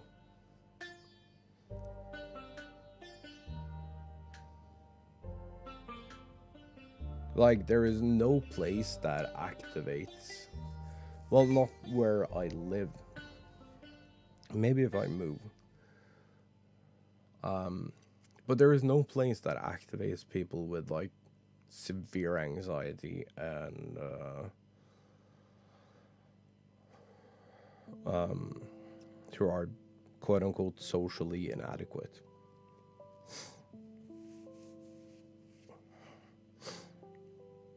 Like, I'm gonna have fuck all to do.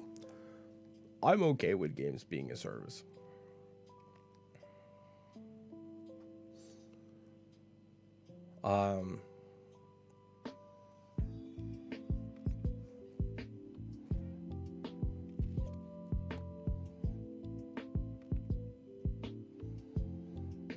But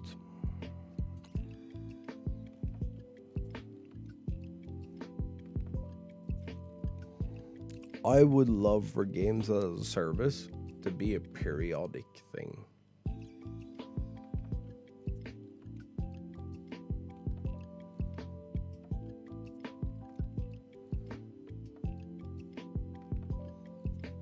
I don't want to feel like I'm forced to play this game because fuck you and your time.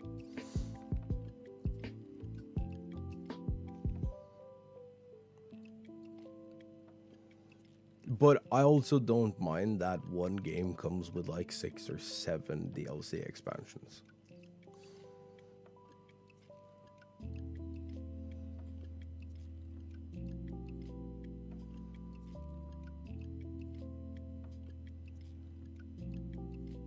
You know?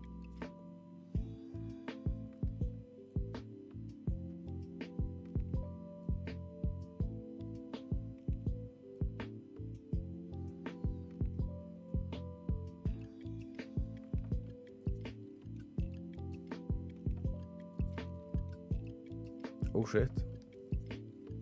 Good luck.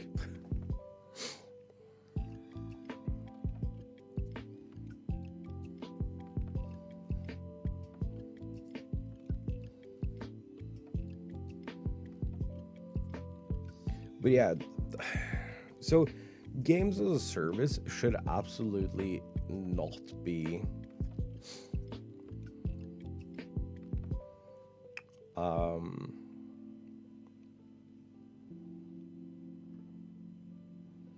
it should not be your game is ruined because you didn't get this one item this one time.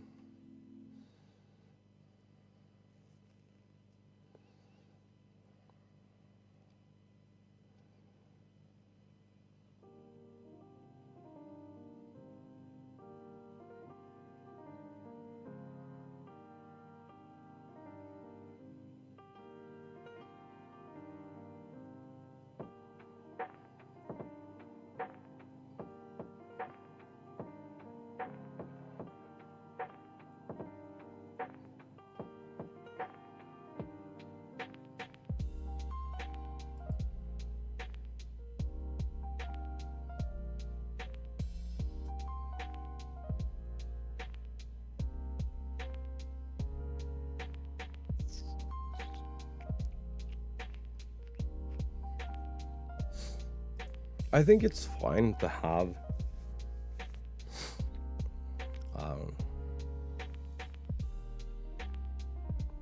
understand what I'm saying here.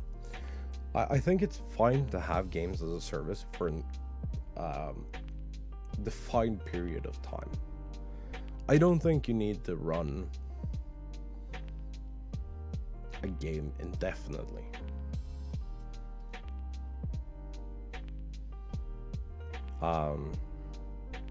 I think it's fine to have one-off stories. I also think it's perfectly fine to, if you want to do a story and you want to build upon that story, you don't have to release a new game. Say that you have 5 different story arcs to a game.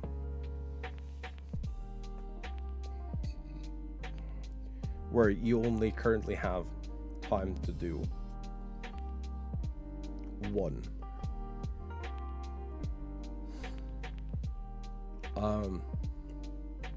Bungie and Destiny has conditioned every gamer out there to pay $100 for an expansion.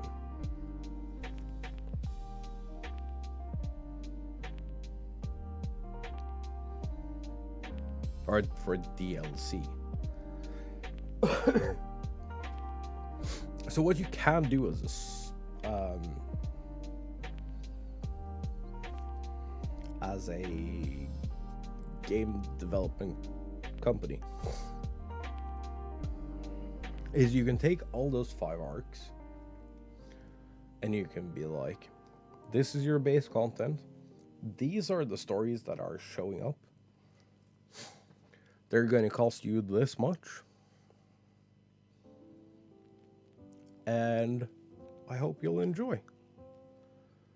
It'll cover the game for like 4 years, 5 years, 6 years. I think that's fine. I don't think there's anything wrong with supporting a game long term or live service games.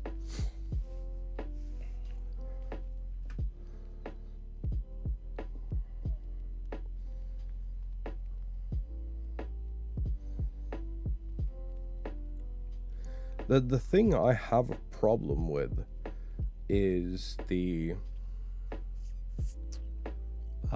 is when games are presented to you like, if you don't play this game every waking moment of your life, you're not getting the most out of it. And if you aren't playing the game the way we said you have to play the game,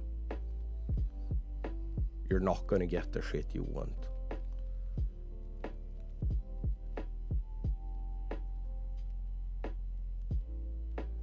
And also, it's not our problem if you didn't play the thing right now. Like the thing Bungie is doing, they're supporting 2 DLCs at a time.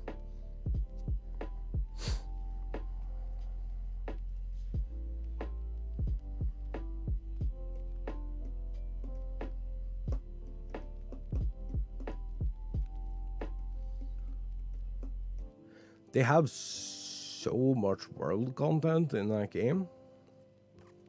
In Destiny 2. but they're only supporting like 2 or 3 DLC. The 2 or 3 most current DLC.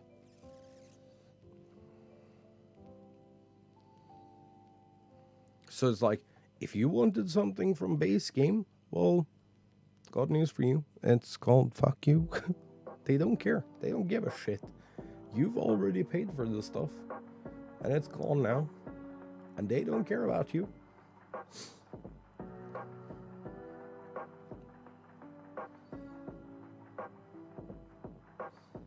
Not at all.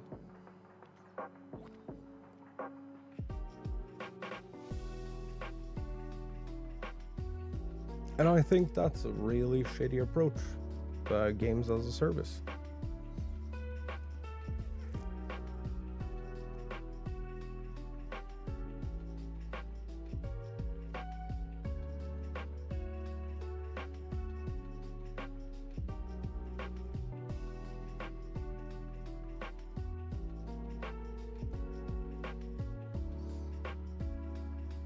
That isn't helping anyone.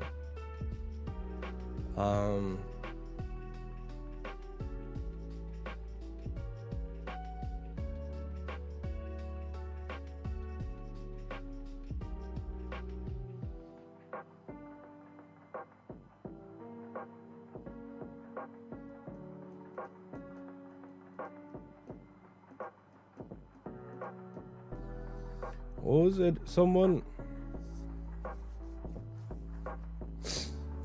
did the math, and you need like on average 25,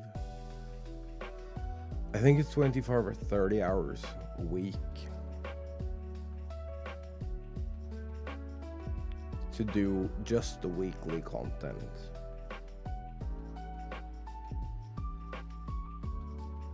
Just to do the daily and weekly content for Destiny.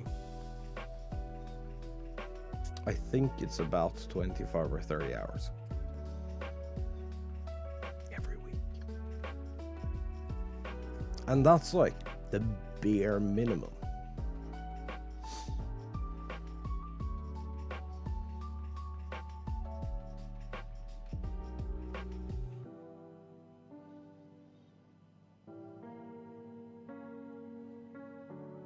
And they completely locked solo players out of reaching power cap. If you're a solo PvE player, you're probably never gonna see power cap.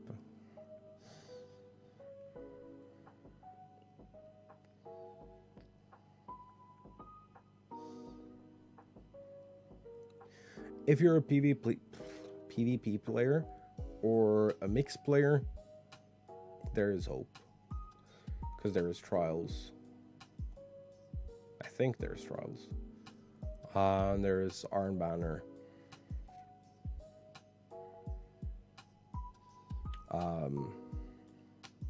If you have some friends, you can grind through a raid. Or any other pinnacle activity, and you'll eventually get to max level. But it's like, it doesn't own that's the, I think that's probably the worst part, because not only does it require that you play for 25-30 hours a week,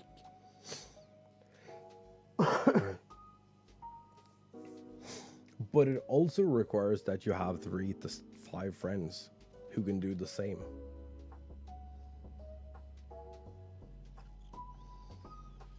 2 to 5 friends. Sorry. It's groups of 3 and groups of 6.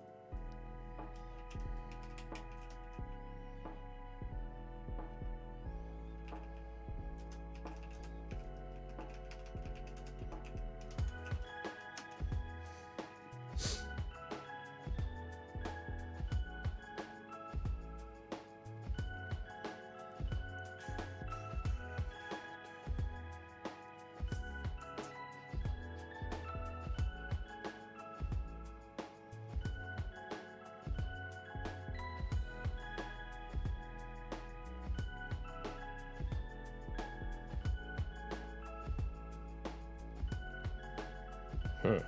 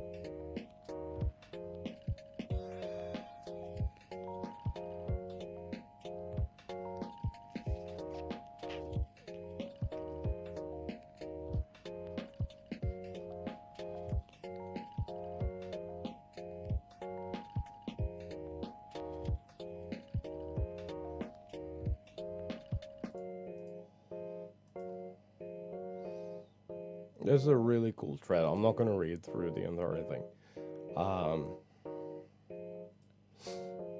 But someone who's a senior narrative designer at Bungie,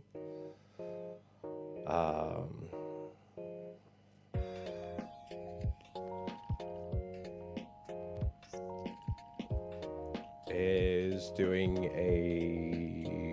an AMA.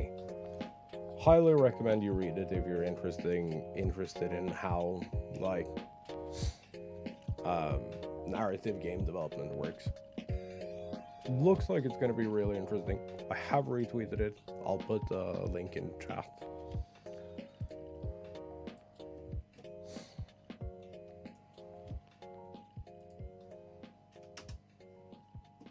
There. Go bonkers.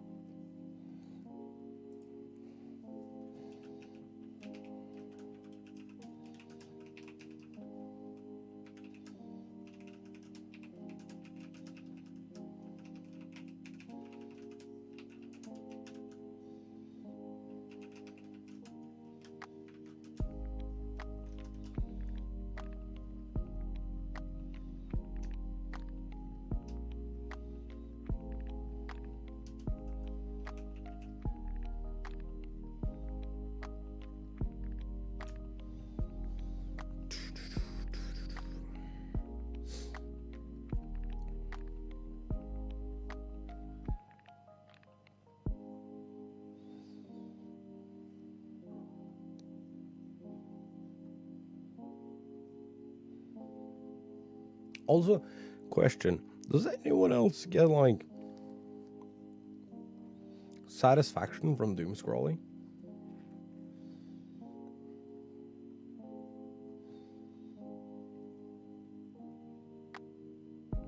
Why am I not surprised that caught your attention?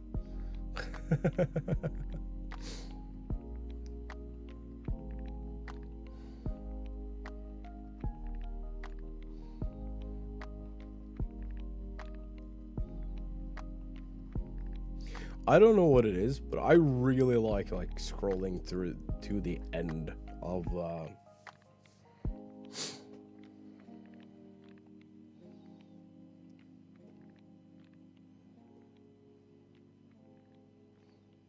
Oh man, you only believe in the people you follow on Twitch? Sad, dude. I see how it is. Sorry, I couldn't help myself.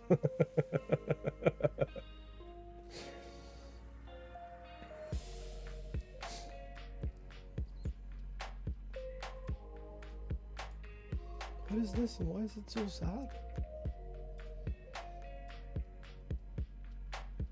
Is there some fucking lore in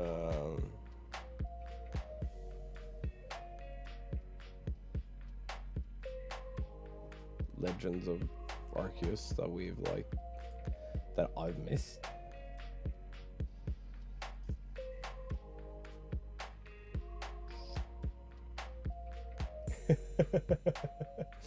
Still following on there.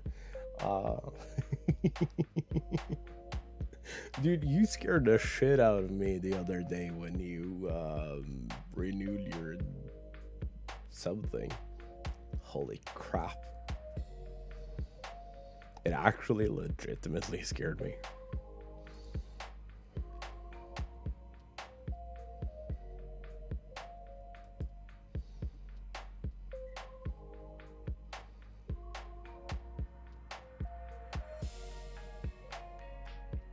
Almost runs off. You know that if you go there, kofi.com/omegasoul, if you go there, you can set up monthlies, and you can spend like $2.50 or $3, like save yourself $2 and still support me the same.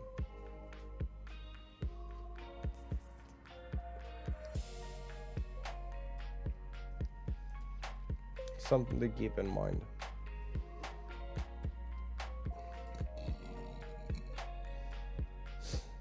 Because of how ridiculous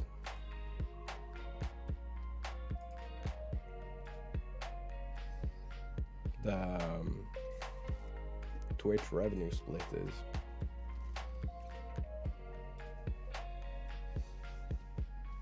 If you go to Ko-fi instead, you can spend like half the money and still do the same amount of support.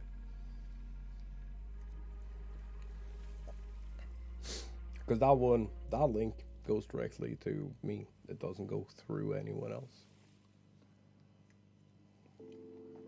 Opposed to something like Twitch, which takes half.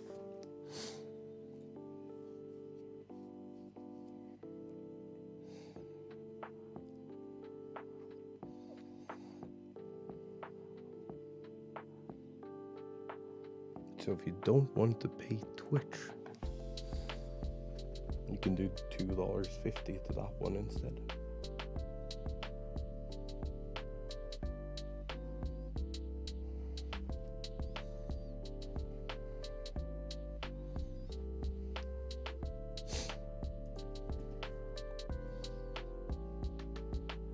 Plus, here's the plus. It also allows me to do whatever the fuck I want. Like, I can stream to Twitch, I can stream to YouTube, I can stream to Trovo, Glimmers, doesn't matter. I'm not bound to any certain place, or any particular place.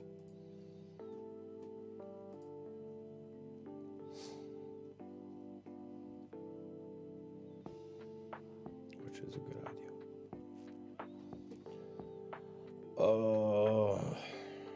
Are we out of news? Wait, I still don't know what to play today. If we're even gonna play anything today. It's fucking 10 p.m. already.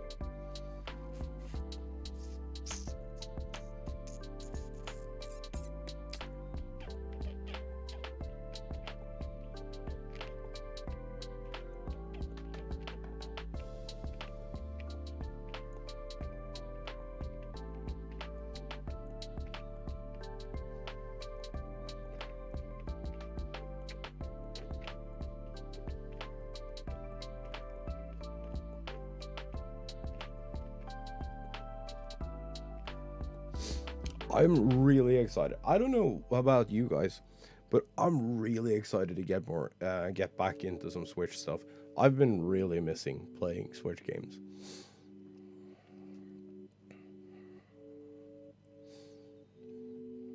So I'm really, really excited to get back into Switch games. Yeah, dude, my new capture card is showing up tomorrow. Either tomorrow or Wednesday. It says estimated delivery tomorrow. But I haven't seen it shipped from Italy yet.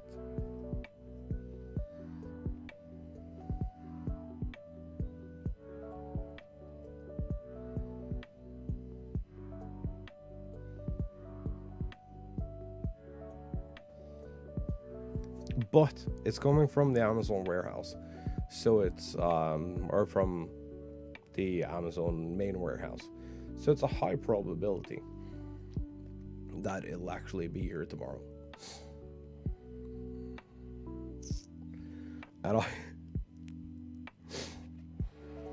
so this is the level of unstructured I am. My capture card died about a year ago. My original Ripsaw died about a year ago. I still have everything connected the way it was. I disconnected the broken Ripsaw and took its USB plug. But there is still an HDMI cable going to my main display.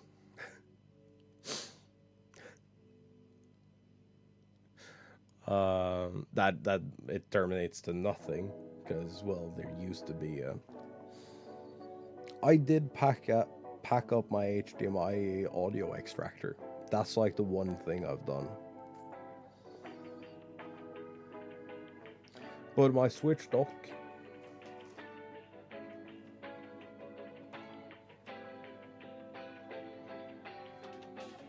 it terminates to here. It's not connected to anything.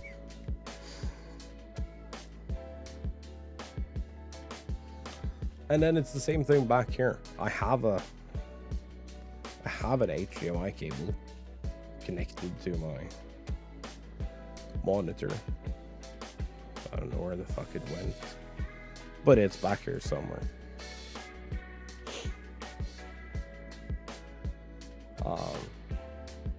That also goes to nothing, because in between this one, another one, and the one that goes to my main display, well,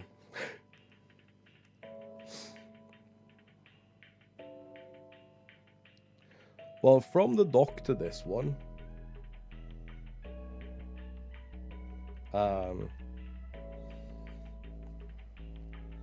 there was an HDMI audio extractor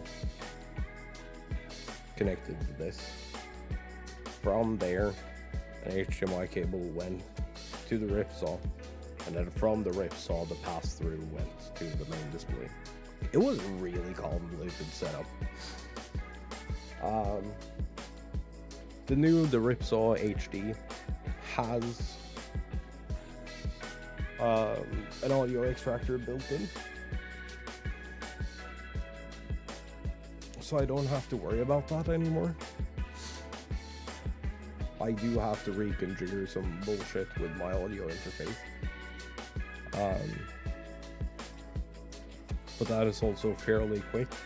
I just have to swap the cable that goes to the wireless DAC for my headphones, because, well, as you can see, no cables. No cables. Which is funny, because my old headphones, they have cables, and I'm still trying to brush away the cable.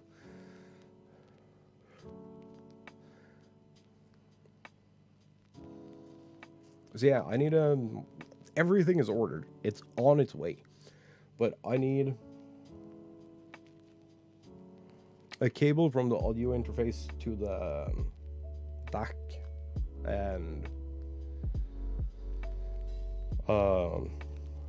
wireless transmitter for my headphones. That's on its way.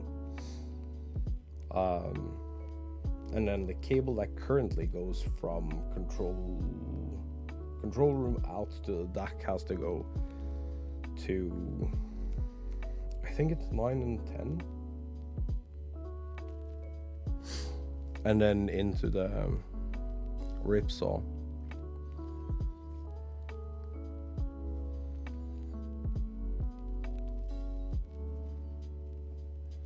Which is going to be great.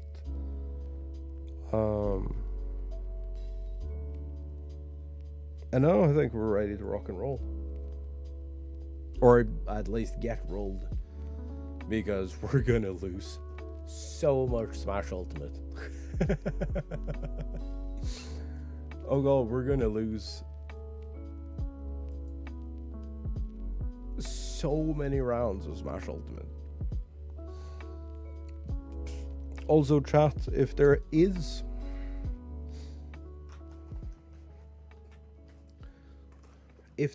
any Switch games that y'all wanna see on this channel, let me know. I'm not limited to this row. I can get more games because, well, I'll be getting my disability adjustment.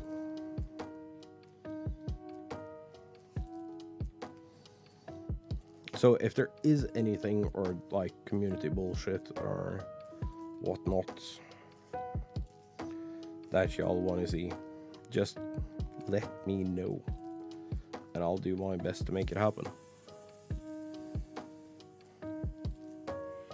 Because like I like you guys having inputs on the shit we do.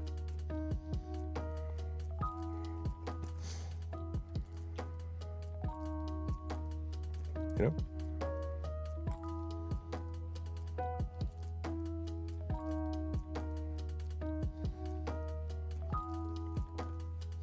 It just makes more sense that way.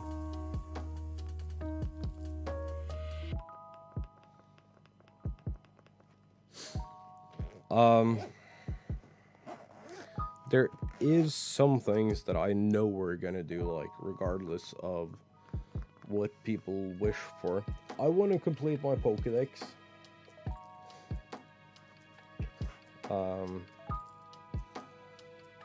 For Sword and Shield. I don't care if it's just one of them. But I want to complete one of them at least. Then I want to go back to Sword. I think that's the last one we played. And I want to do the DLC content, because we didn't do the DLC content.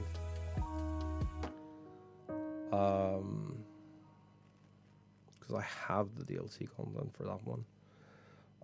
There's some Final Fantasy games on there that we can probably play.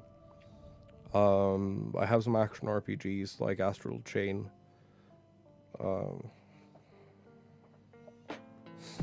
Bayonetta is a series that exists on the Switch.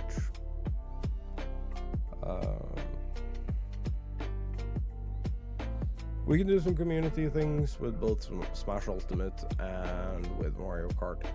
So if you have a Switch, let's rumble.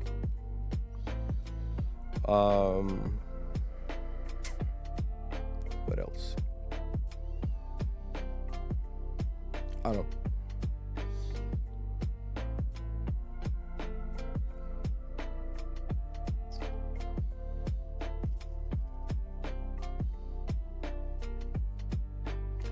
I'm finding it a little difficult to find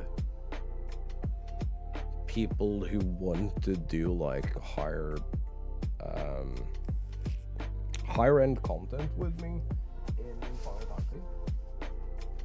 So we're kind of in this stage of, well, I think we're maxed out on item level.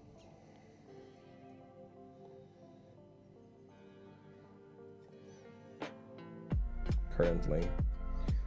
So we probably don't have that much to do until like the relics, or until 6.1. which we're not getting any news about 6.1 for a while. We might get some hints.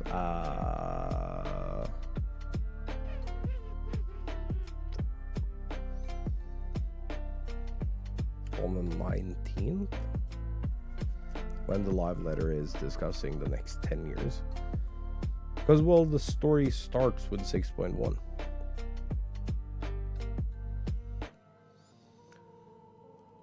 So, I don't know.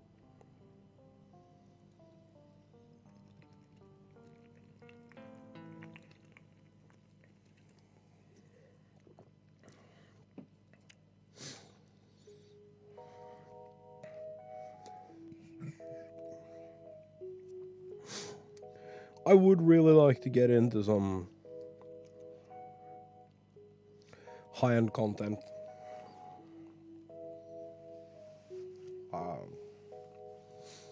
But if we can't, there's still plenty to do in that game.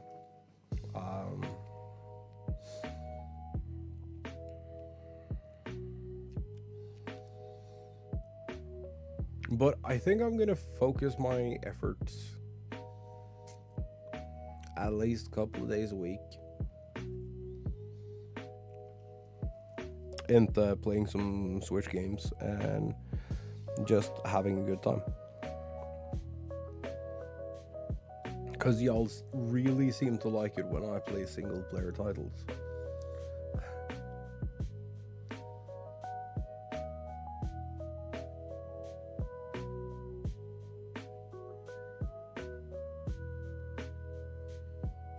We should also probably finish Near Replicant too.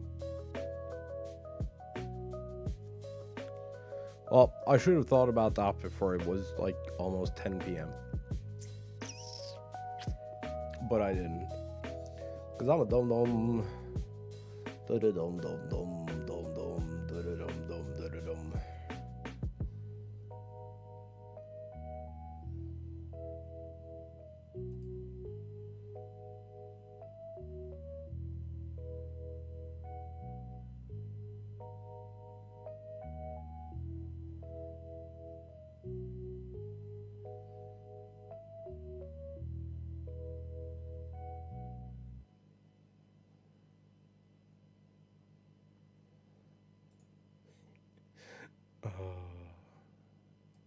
This is too good. Let's see.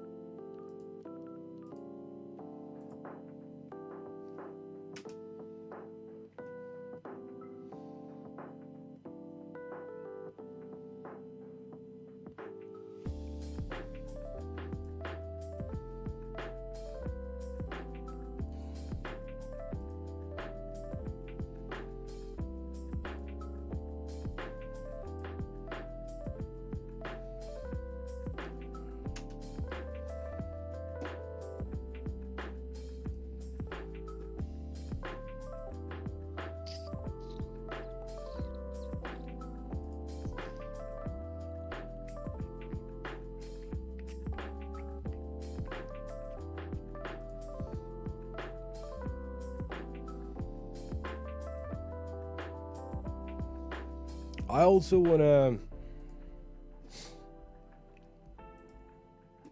Where the fuck is my glitchless stuff? View profile.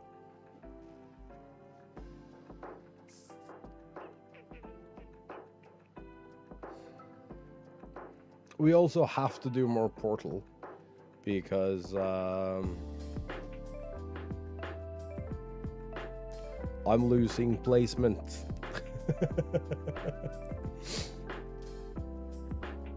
I also would really like to get like a top 500.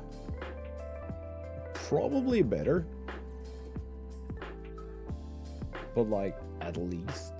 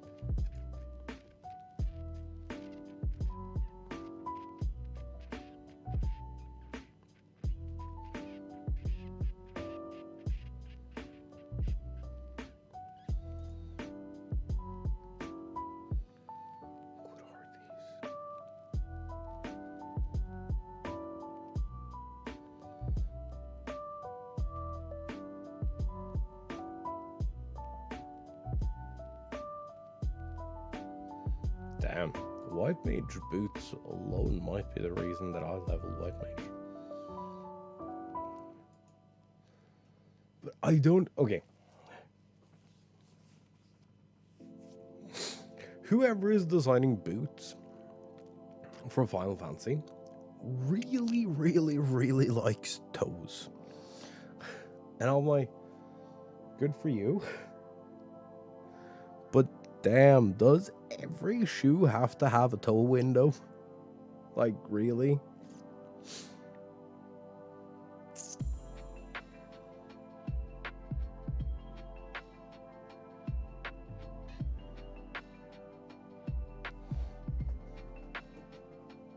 Like, personally, not a big fan of feet. Do not like them. They're practical, but I don't want them anywhere near my face.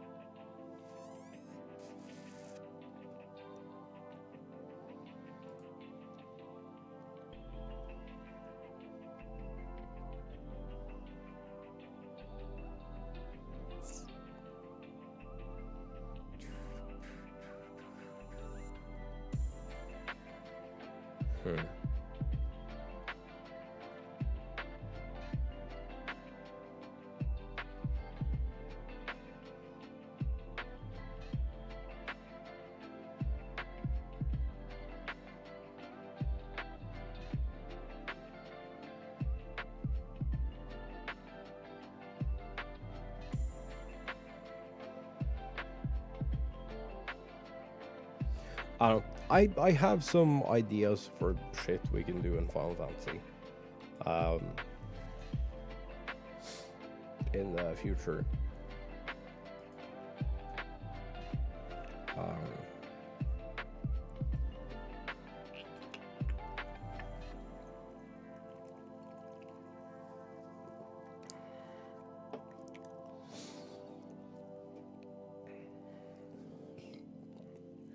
Both for single player content and for like big social things. I want to run some glam contests.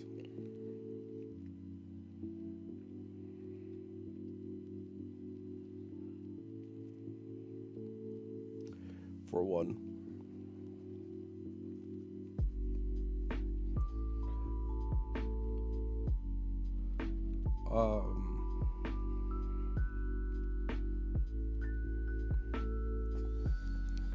And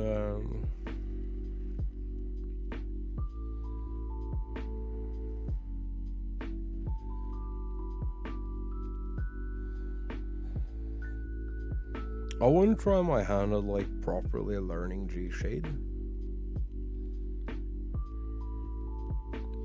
Because there is some really cool shit you can do with that as far as like being a photographer.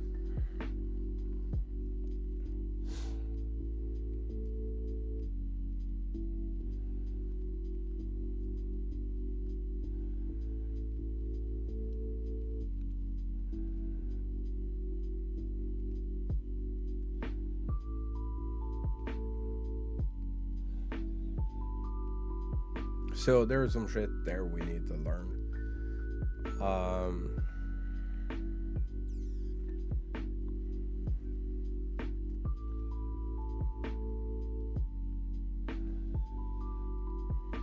Then we're definitely gonna go back to POTD,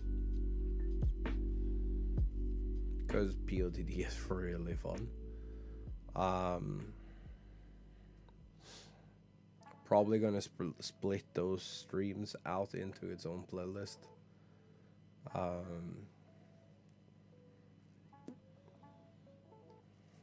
give them a proper thumbnail.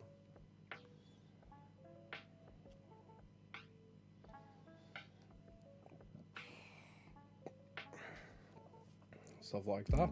I think it's gonna be good. We're gonna try to do it with Dark.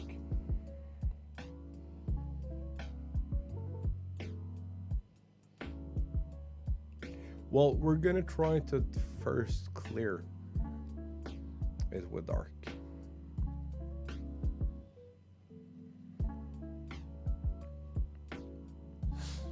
Because I don't have enough potions to do it as Black Mage.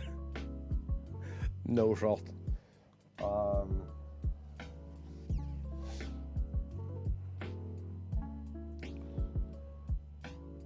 So that's some of the like bigger.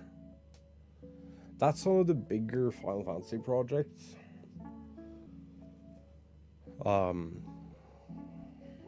Would be like monthly glam contests, fucking around with G Shade and POTD. Then of course leveling. Because I do want to be caught up at some point. For Switch and single game. For Switch and single player content, I think we're gonna do Near Replicant. Because we're just at the beginning of part 2. We haven't done much past the beginning of part 2. So there is plenty of shit to do. So we can do a summary of that, and then we can continue that. Maybe we'll do that on Mondays moving forward. Because Final Fantasy Reset is on Tuesdays.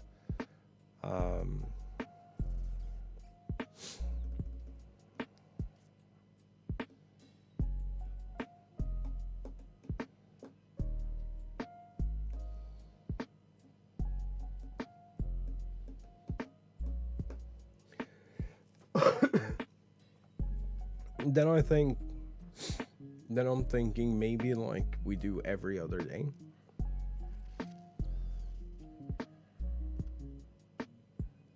Just for a time.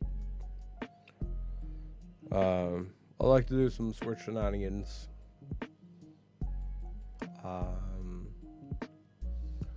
Wednesdays and Fridays. So then Tuesday, Thursday, and Saturday would be Final Fantasy days.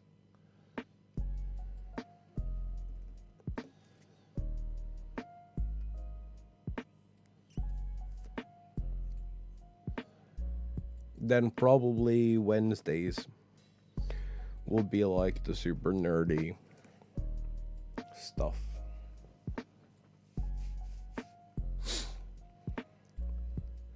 Like learning movement tech, practicing characters and stuff. And then on Fridays,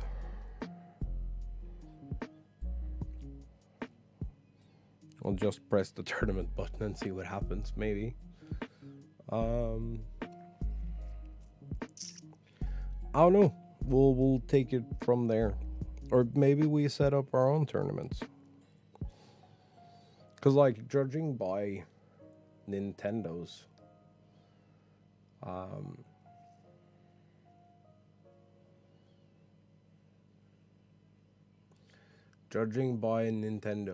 lack of understanding for the Smash community, you could probably drum up some pretty decent turnout with, like, $150 prize pool.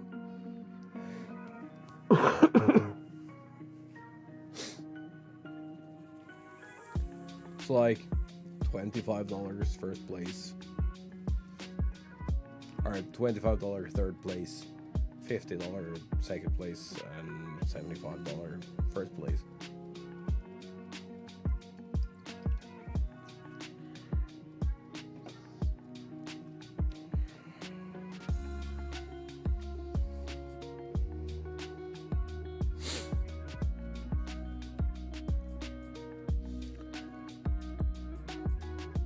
That's $150, Brian. Yeah. Yeah.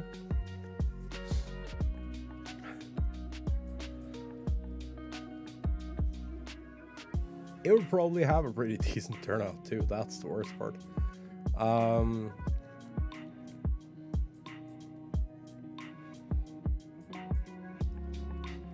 So I don't know. We'll see what happens. But I think Mondays moving forward is gonna be a single player, like heavy story driven game day.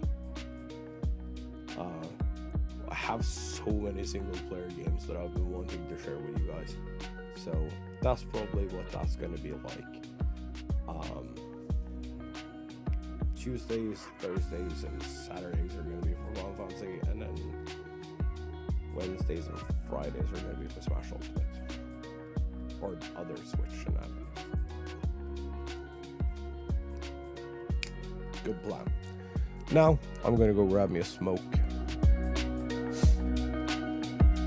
If y'all have any news that you're interested in sharing, put links in chat. And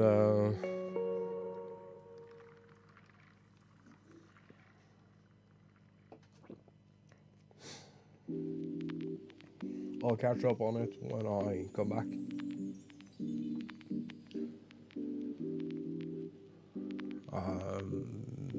And yeah, I'll see you all soon.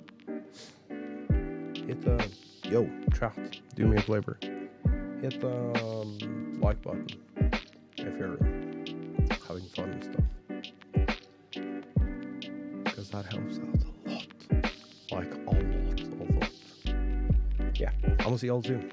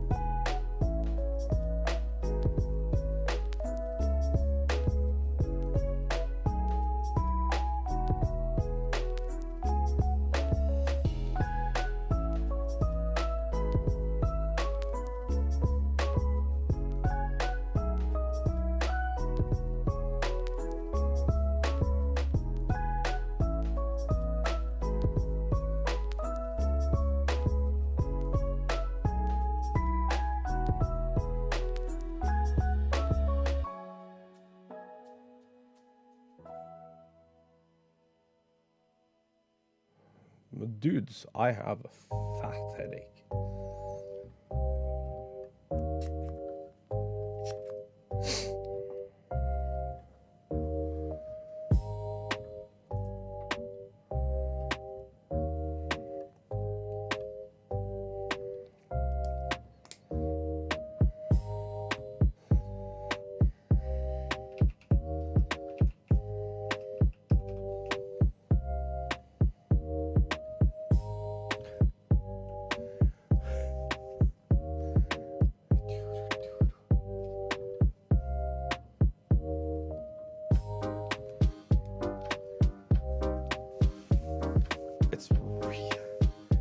It's really bad.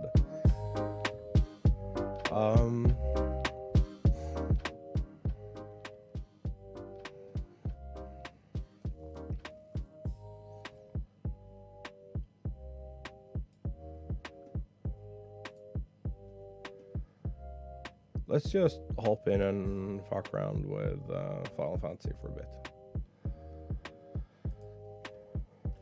Since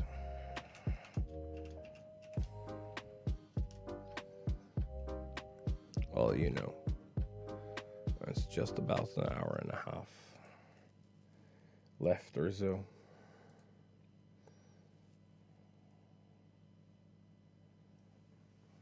So let's do that. Just chill for a bit. See what's up. See if anyone's on.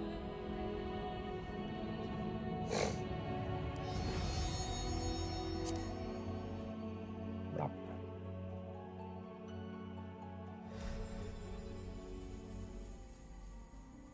Oh yeah.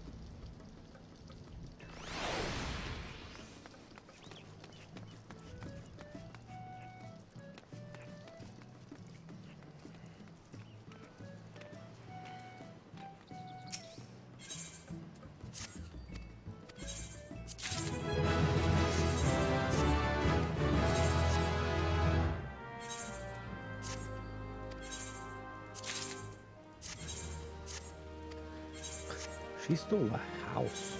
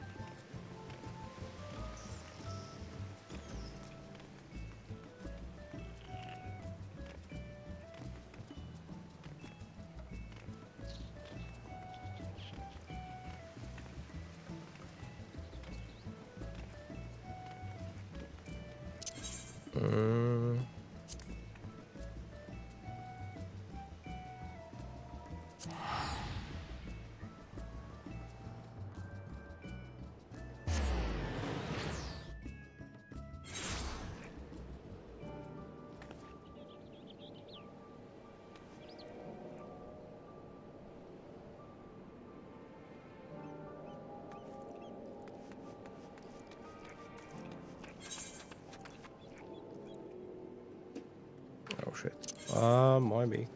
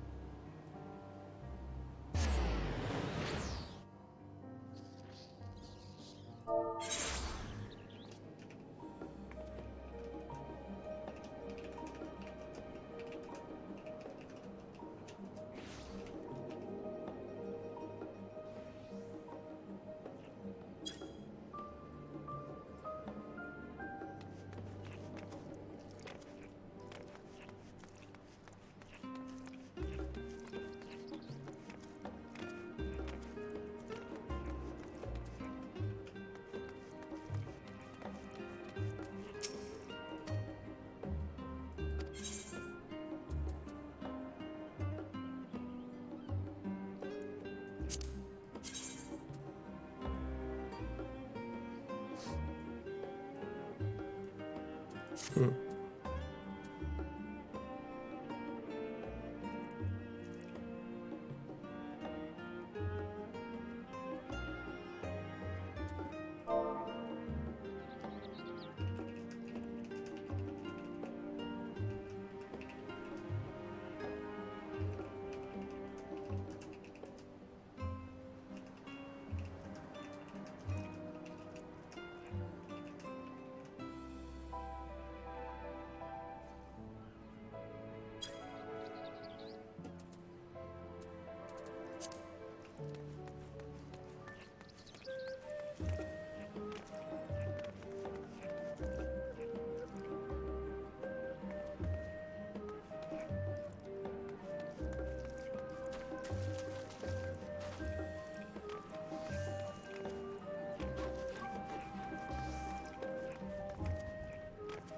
I forgot I need to be down here.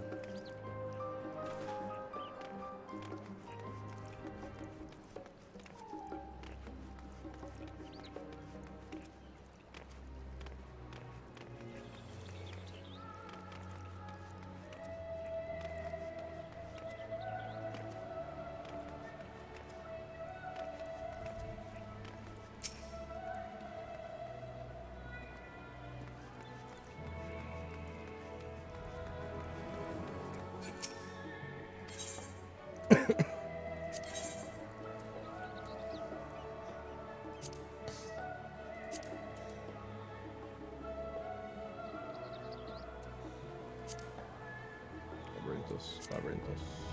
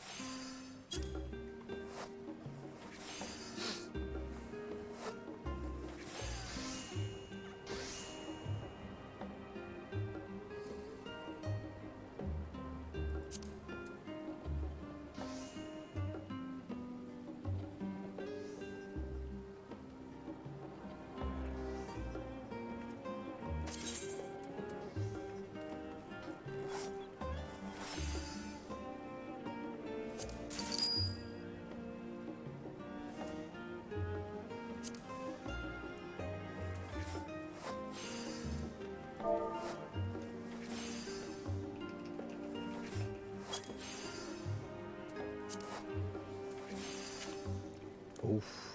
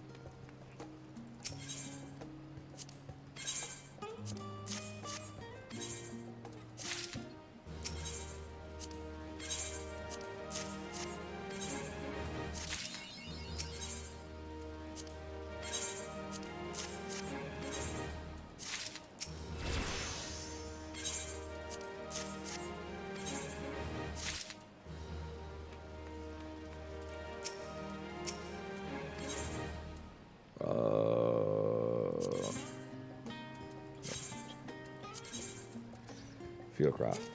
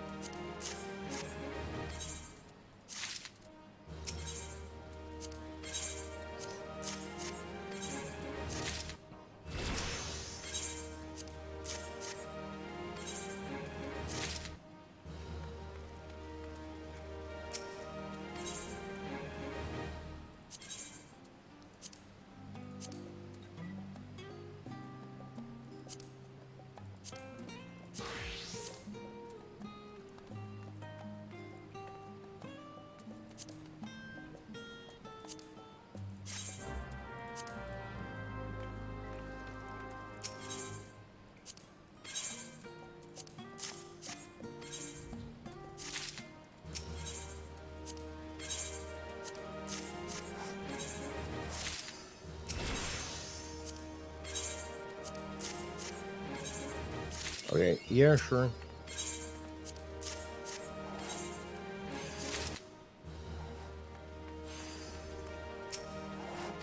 Probably could have done this a lot faster if I...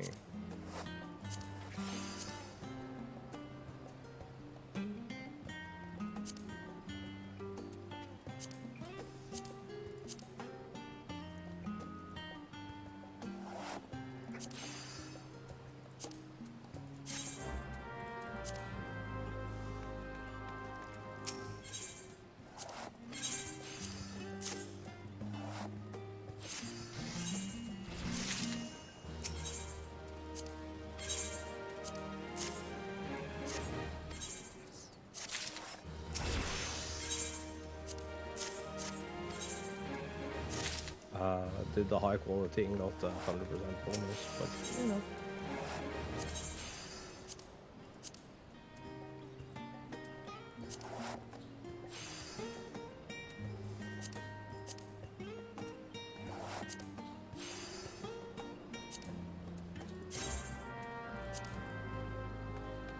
Win some, lose some.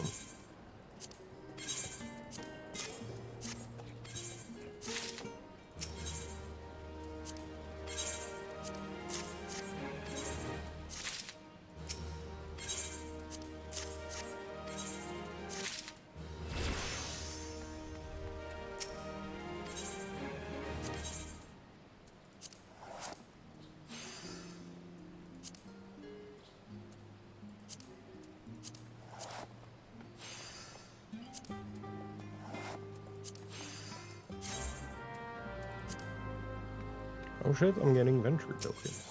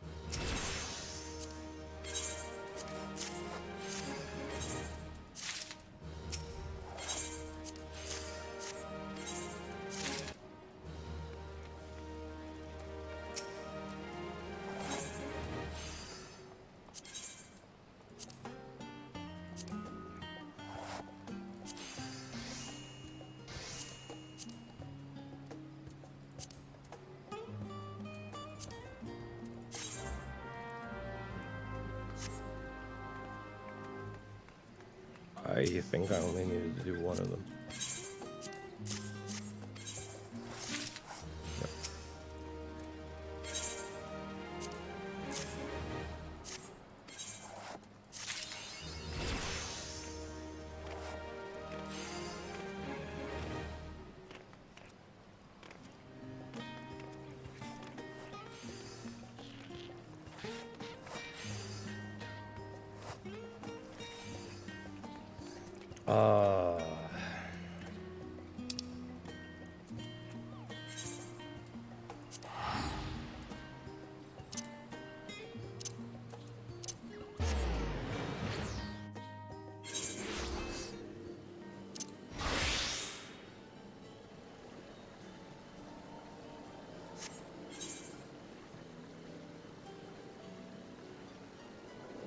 One there.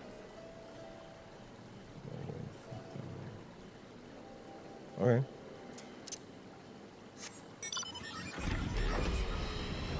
Let's just hop on our bike and get cooking then.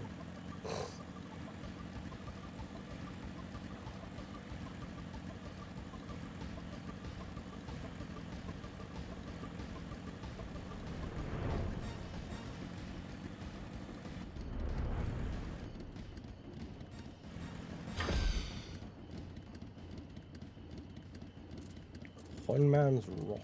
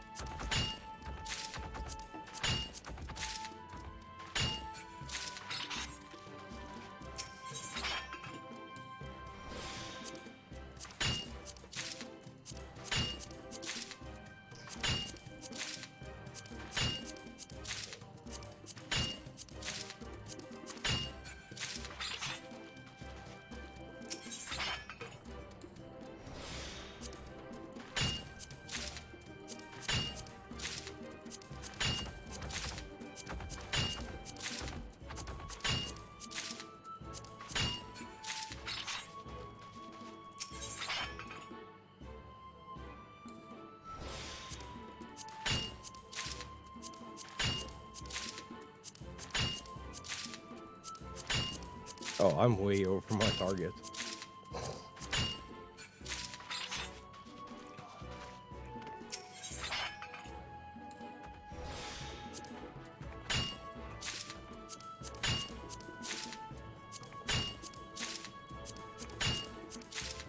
My target was 320 and I'm at 423, 432.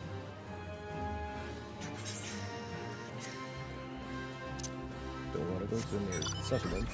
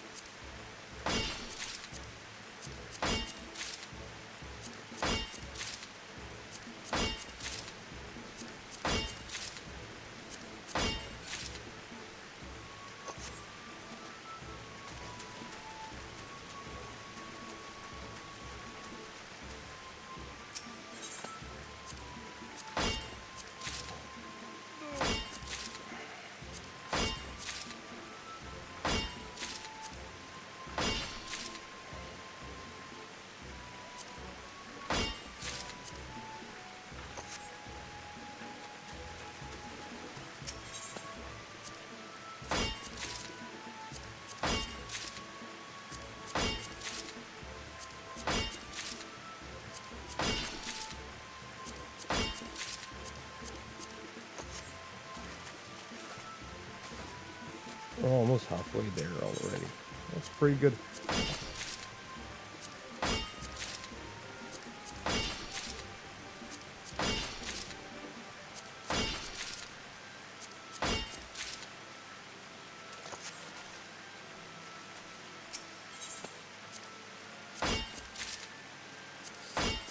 These are, however, a lot more effort.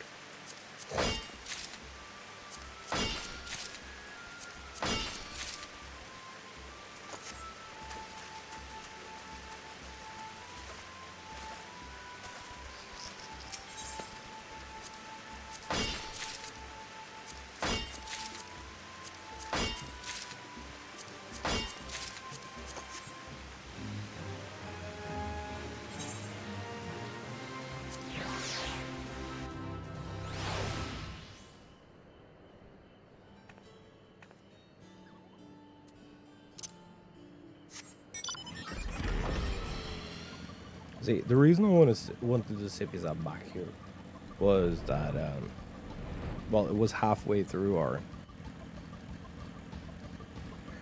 It was halfway to the next location.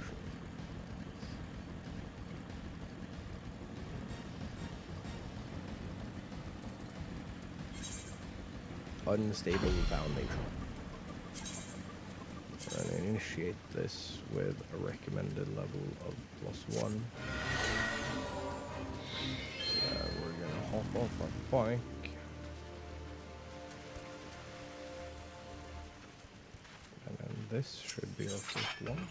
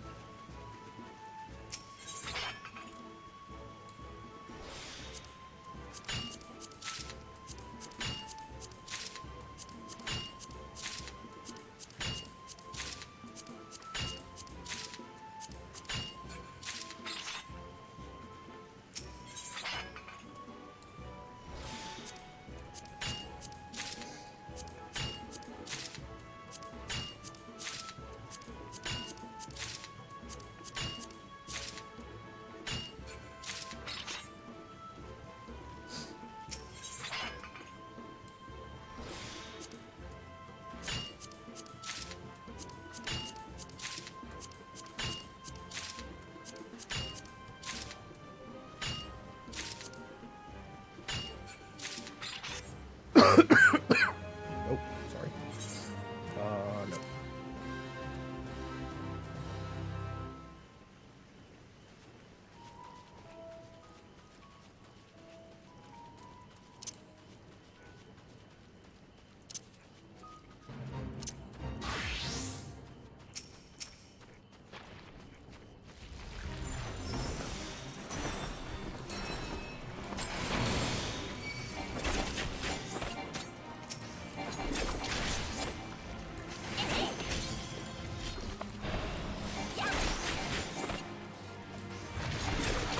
I forget what kind of difficult reach that has.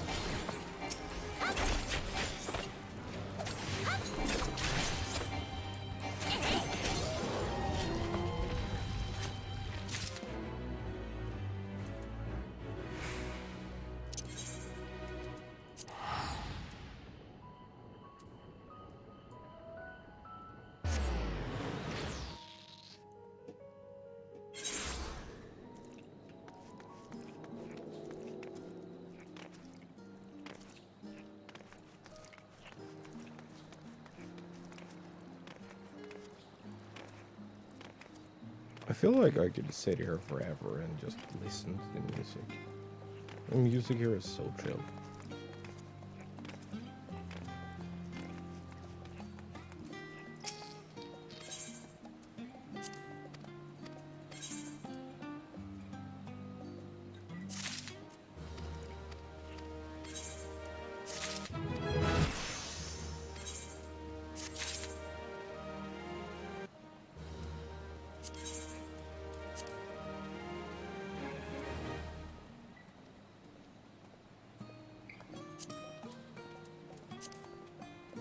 No, it was this.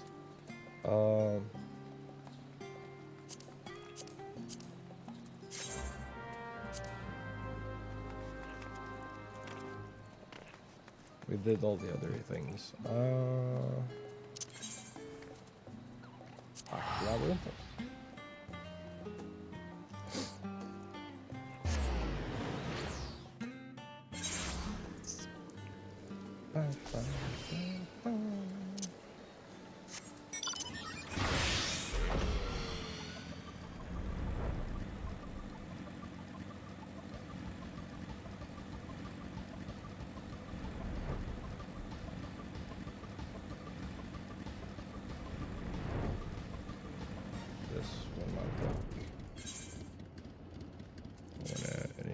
This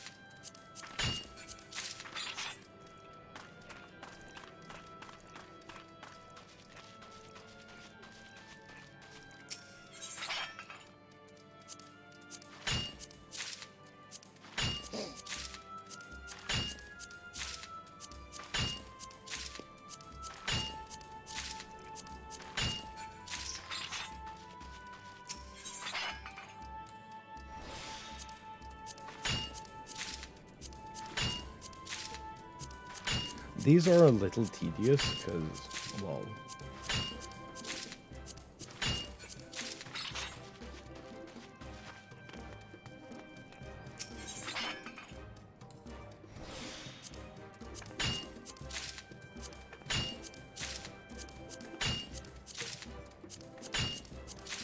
You have to go out in the real world. It's not just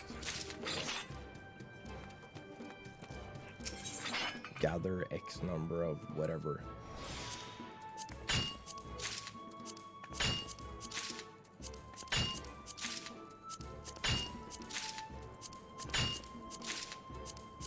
Like fishing is.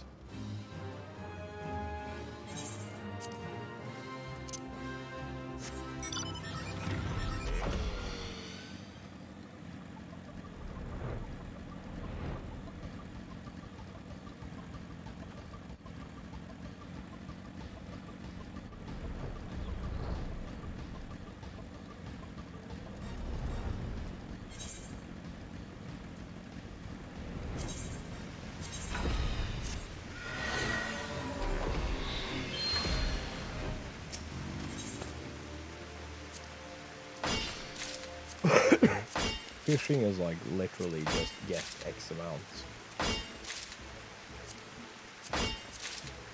And bring to recipient.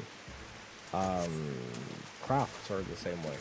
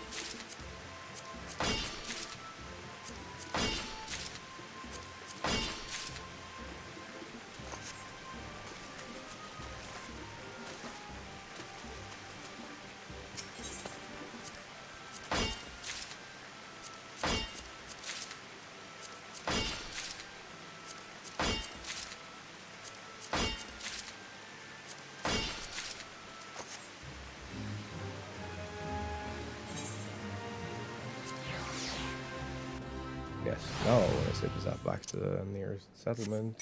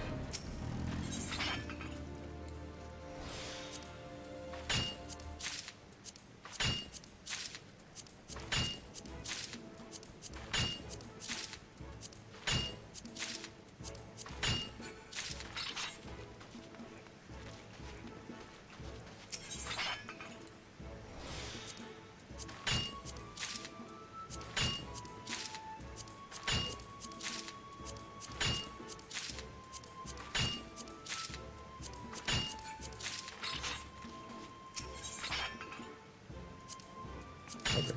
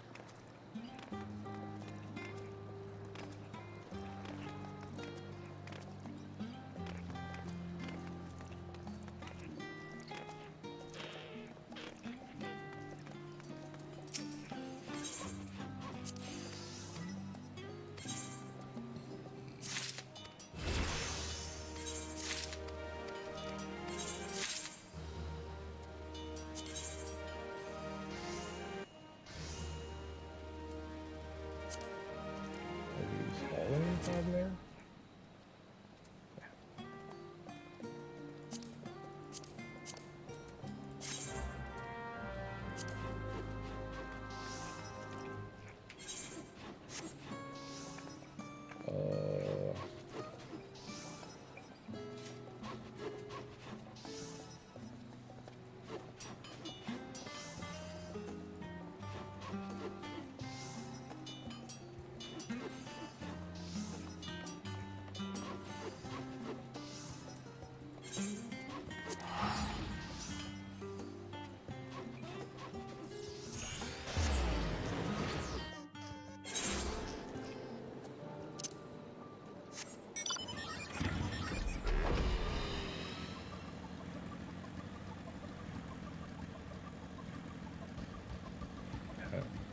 Just in line.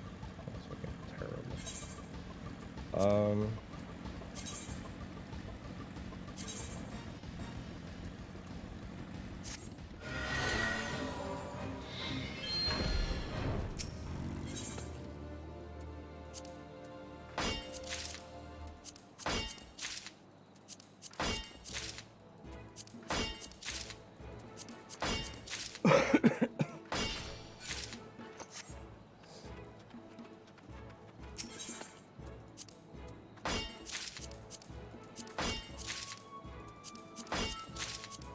Oh, so I just kind of have to.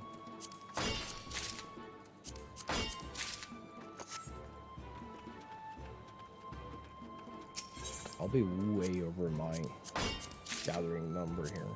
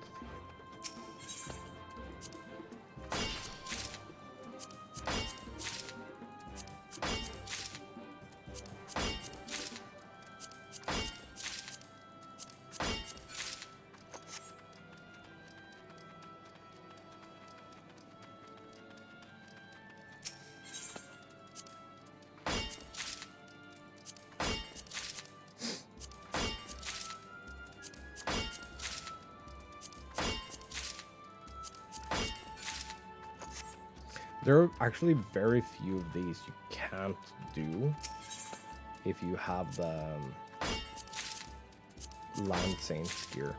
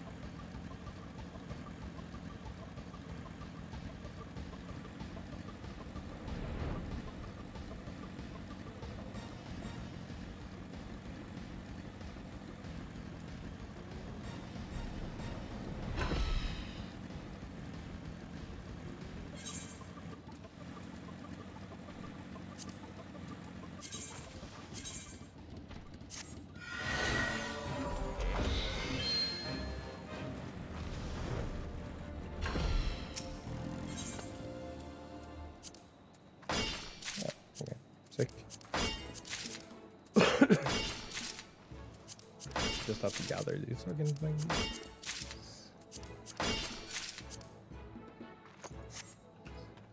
But yeah, I think I'm gonna run out these 3 leaves here and then I'm gonna call it.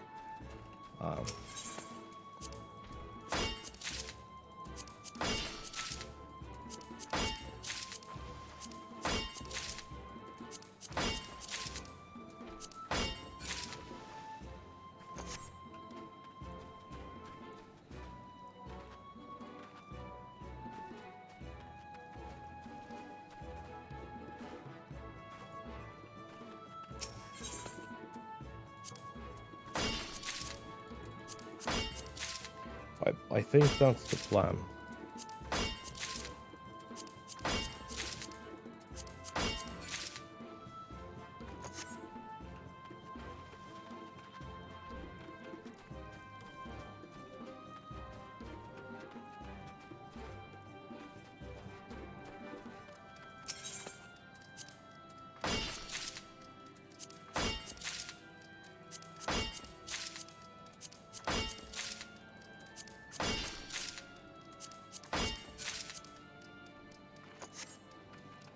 I actually did the 3 first. Now that I think about it, I did the 3 first levels of Gatherer, just collecting items.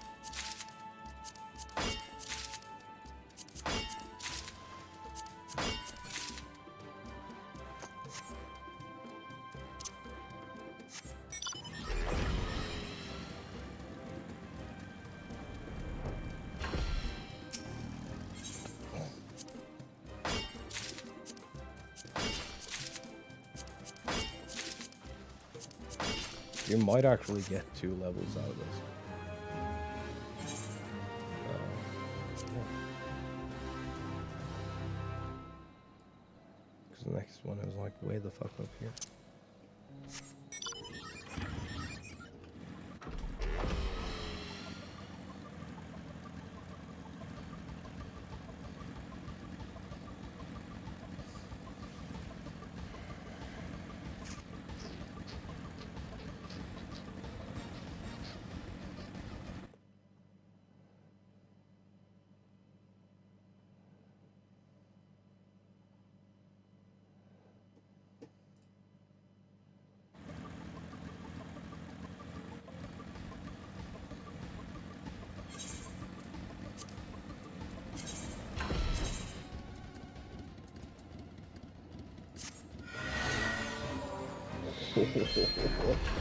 Oh, okay.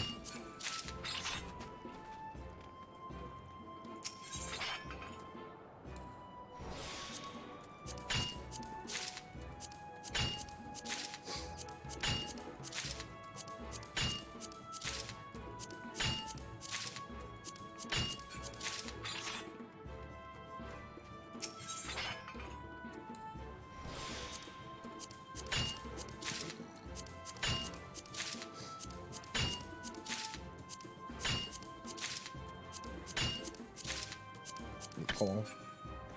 No! I missed one. Fuck. Give me the thing.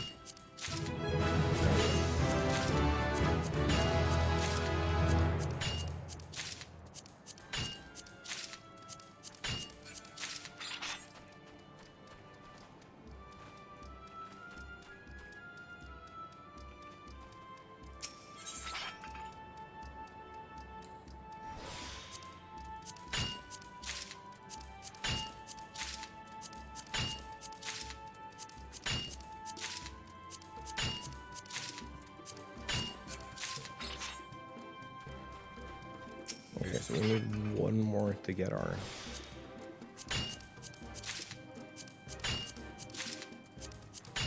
Okay, we're over our plus 25. That's nice.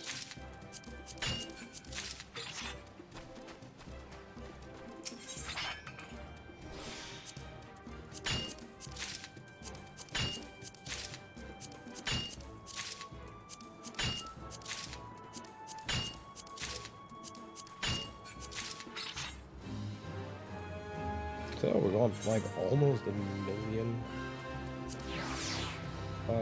XP from like just that one.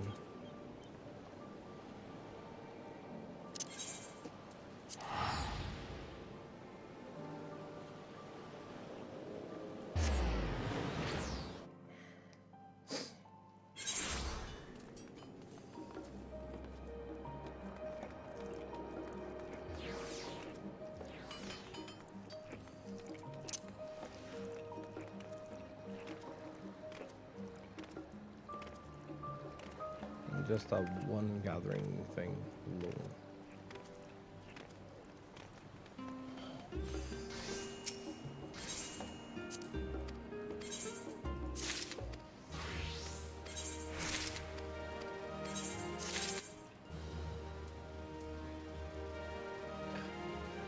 Oh man.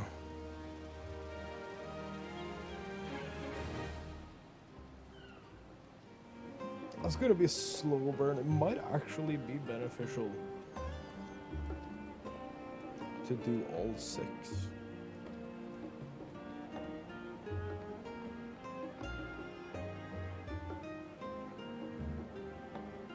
Now that I think about it.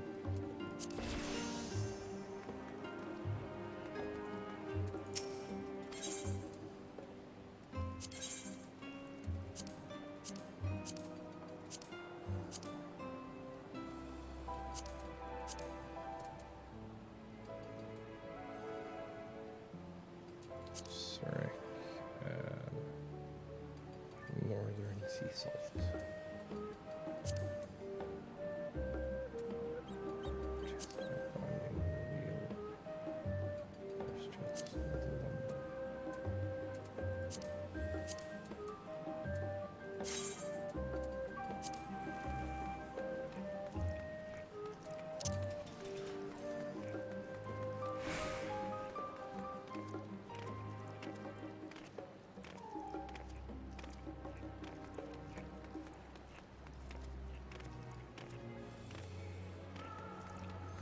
I'll tell you right now that these are going to be like expensive.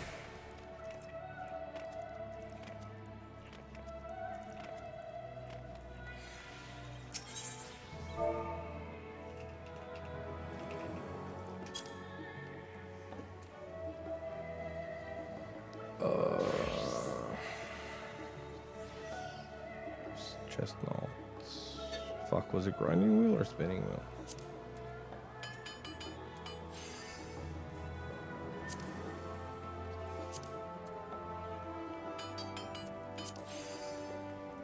I don't know. Either case, it's gonna cost a lot.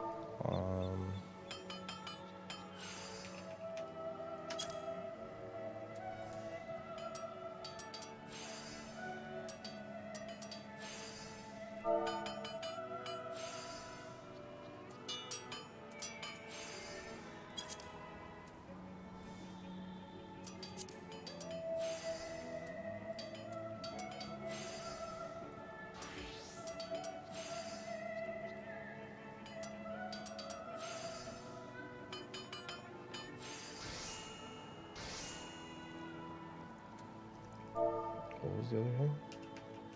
Sea salt.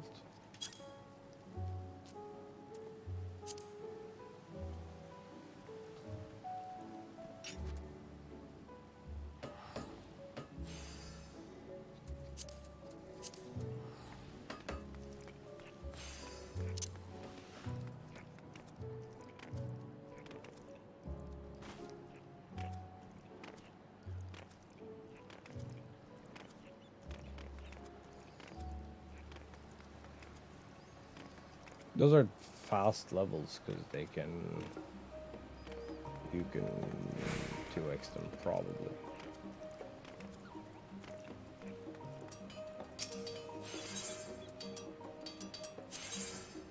Great craft.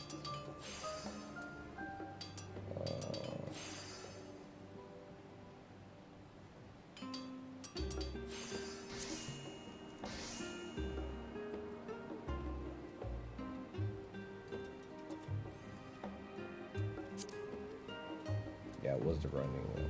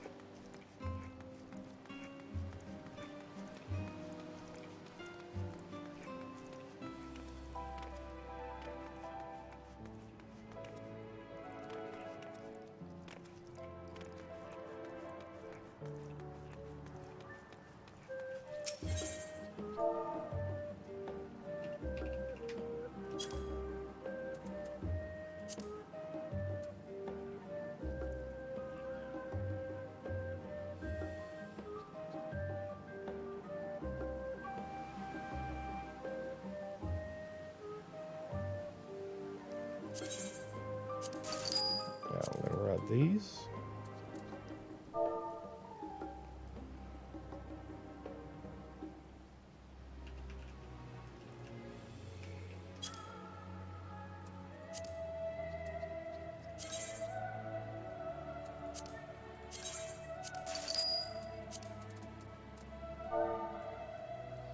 Salt.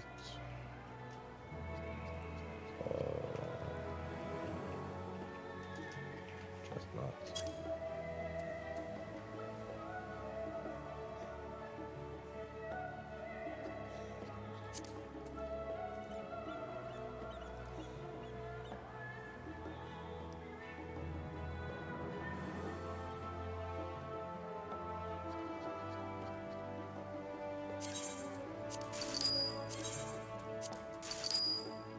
I think that maths. And then the grinding wheels were stupid expensive.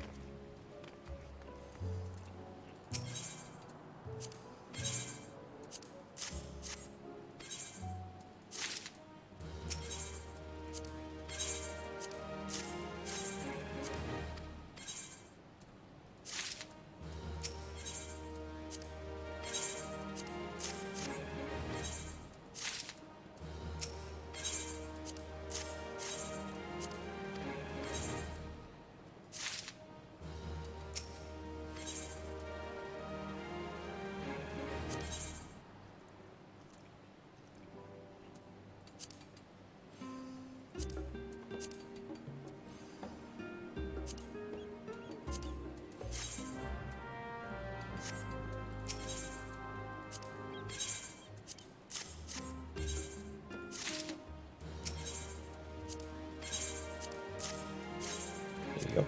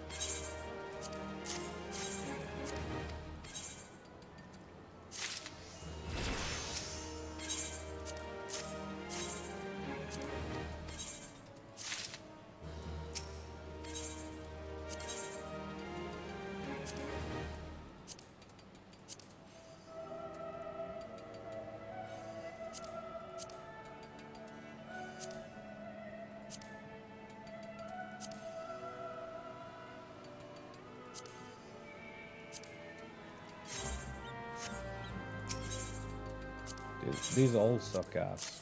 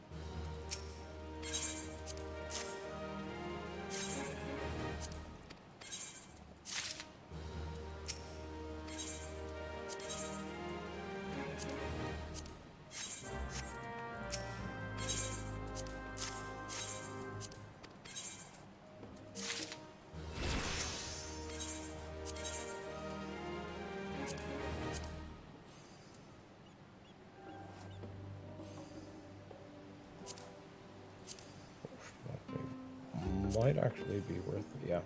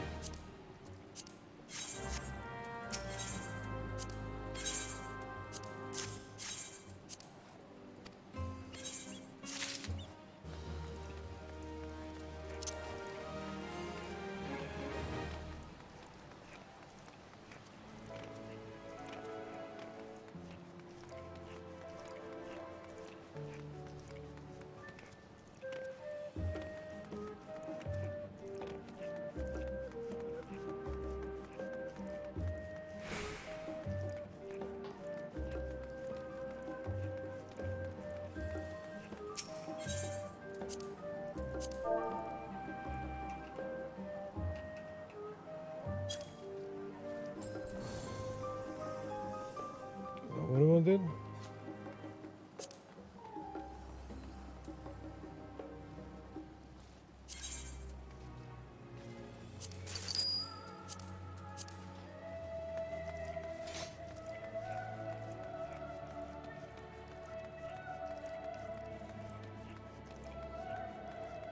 That's a little over 2 mil per turn in.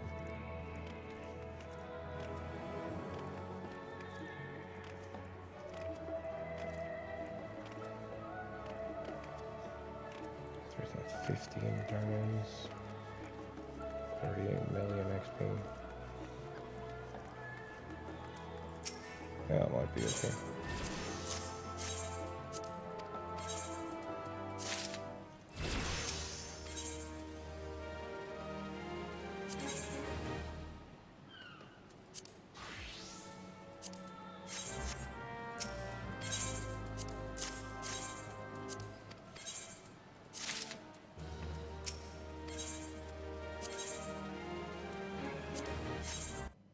Dope.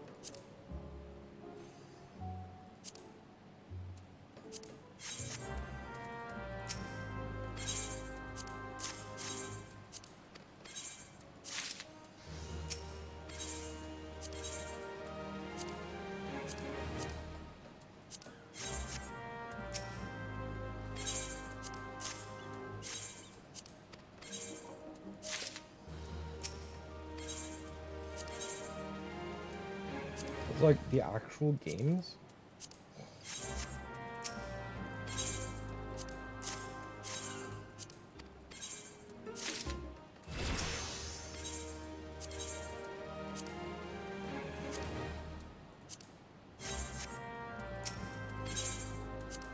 Going up one isn't really worth it.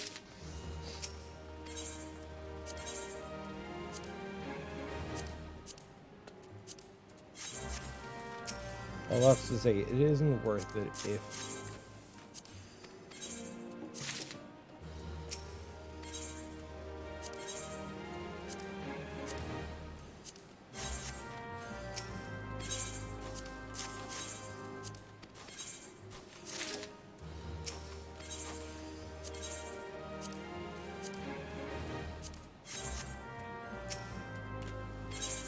the lower level turn in is cheap.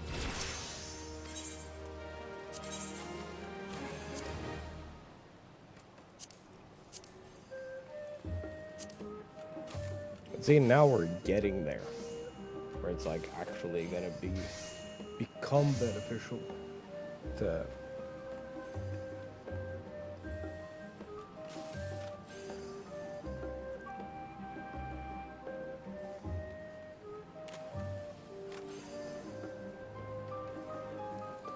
swap. So this one is 47.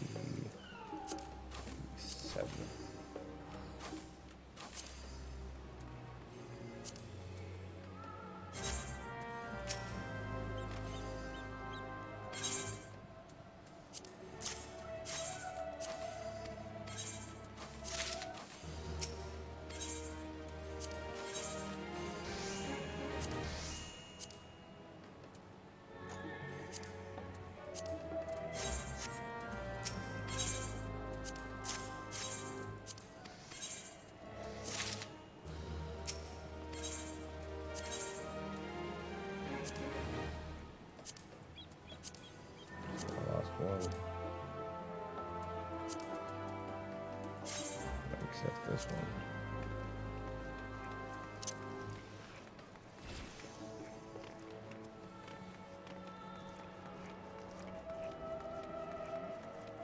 So for it to pay out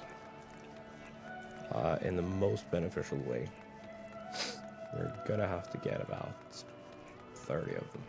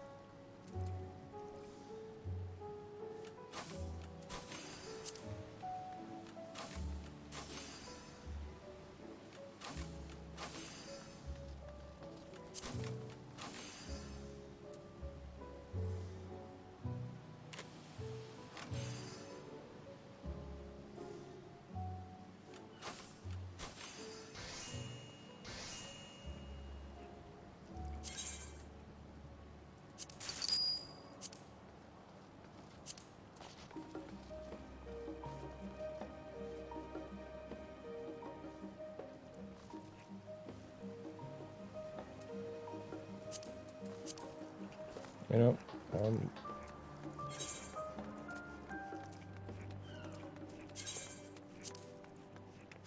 just gonna vote to abandon all that. We're gonna pick up the other one. Because we can get 2x from that. We can't get 2x from this. Because there is no high quality for sale. So we lost one leave turn in.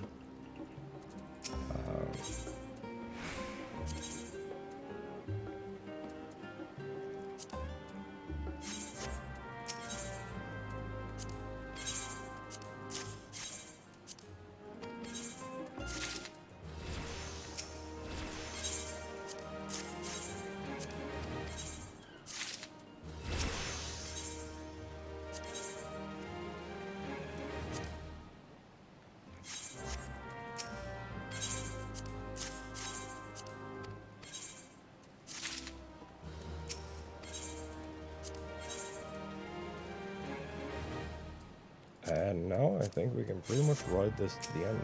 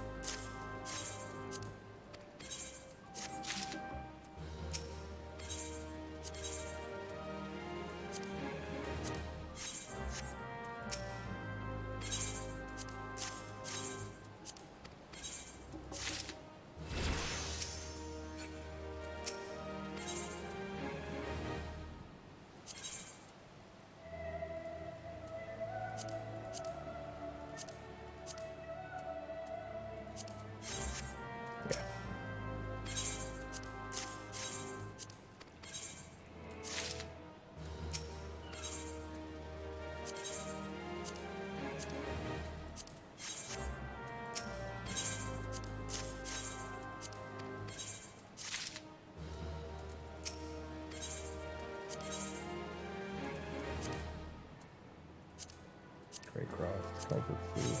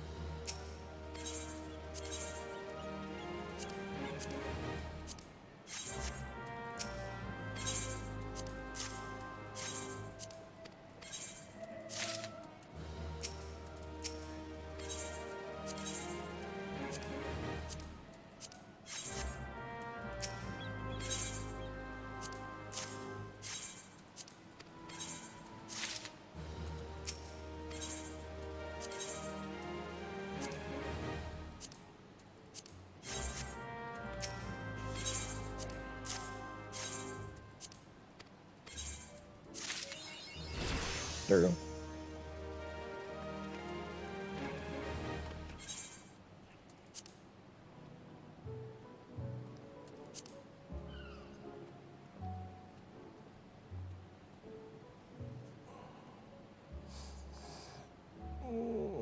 Then we can wait a couple of days, get our leave allowances back, and then go in hard on mining.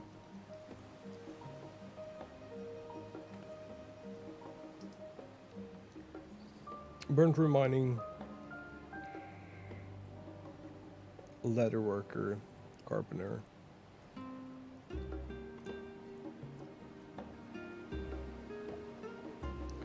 Bolster on forearm.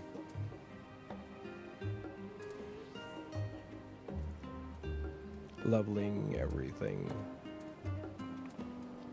Sub 80.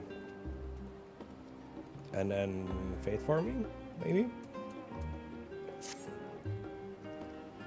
Probably a good idea.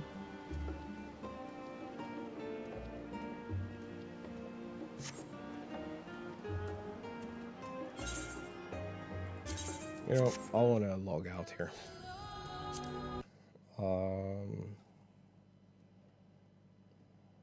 Yeah. I'm going to see y'all tomorrow. Hopefully with some Switch shenanigans.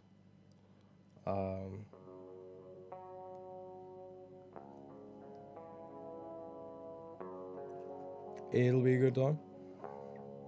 Regardless of what we do. If capture card or if not.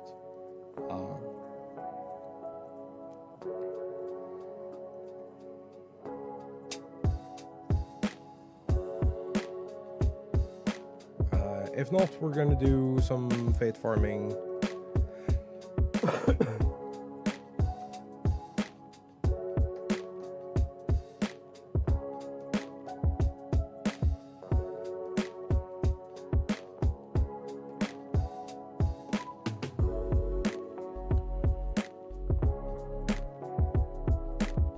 And it'll be good. So I'm gonna see you tomorrow. Fucking bye-bye.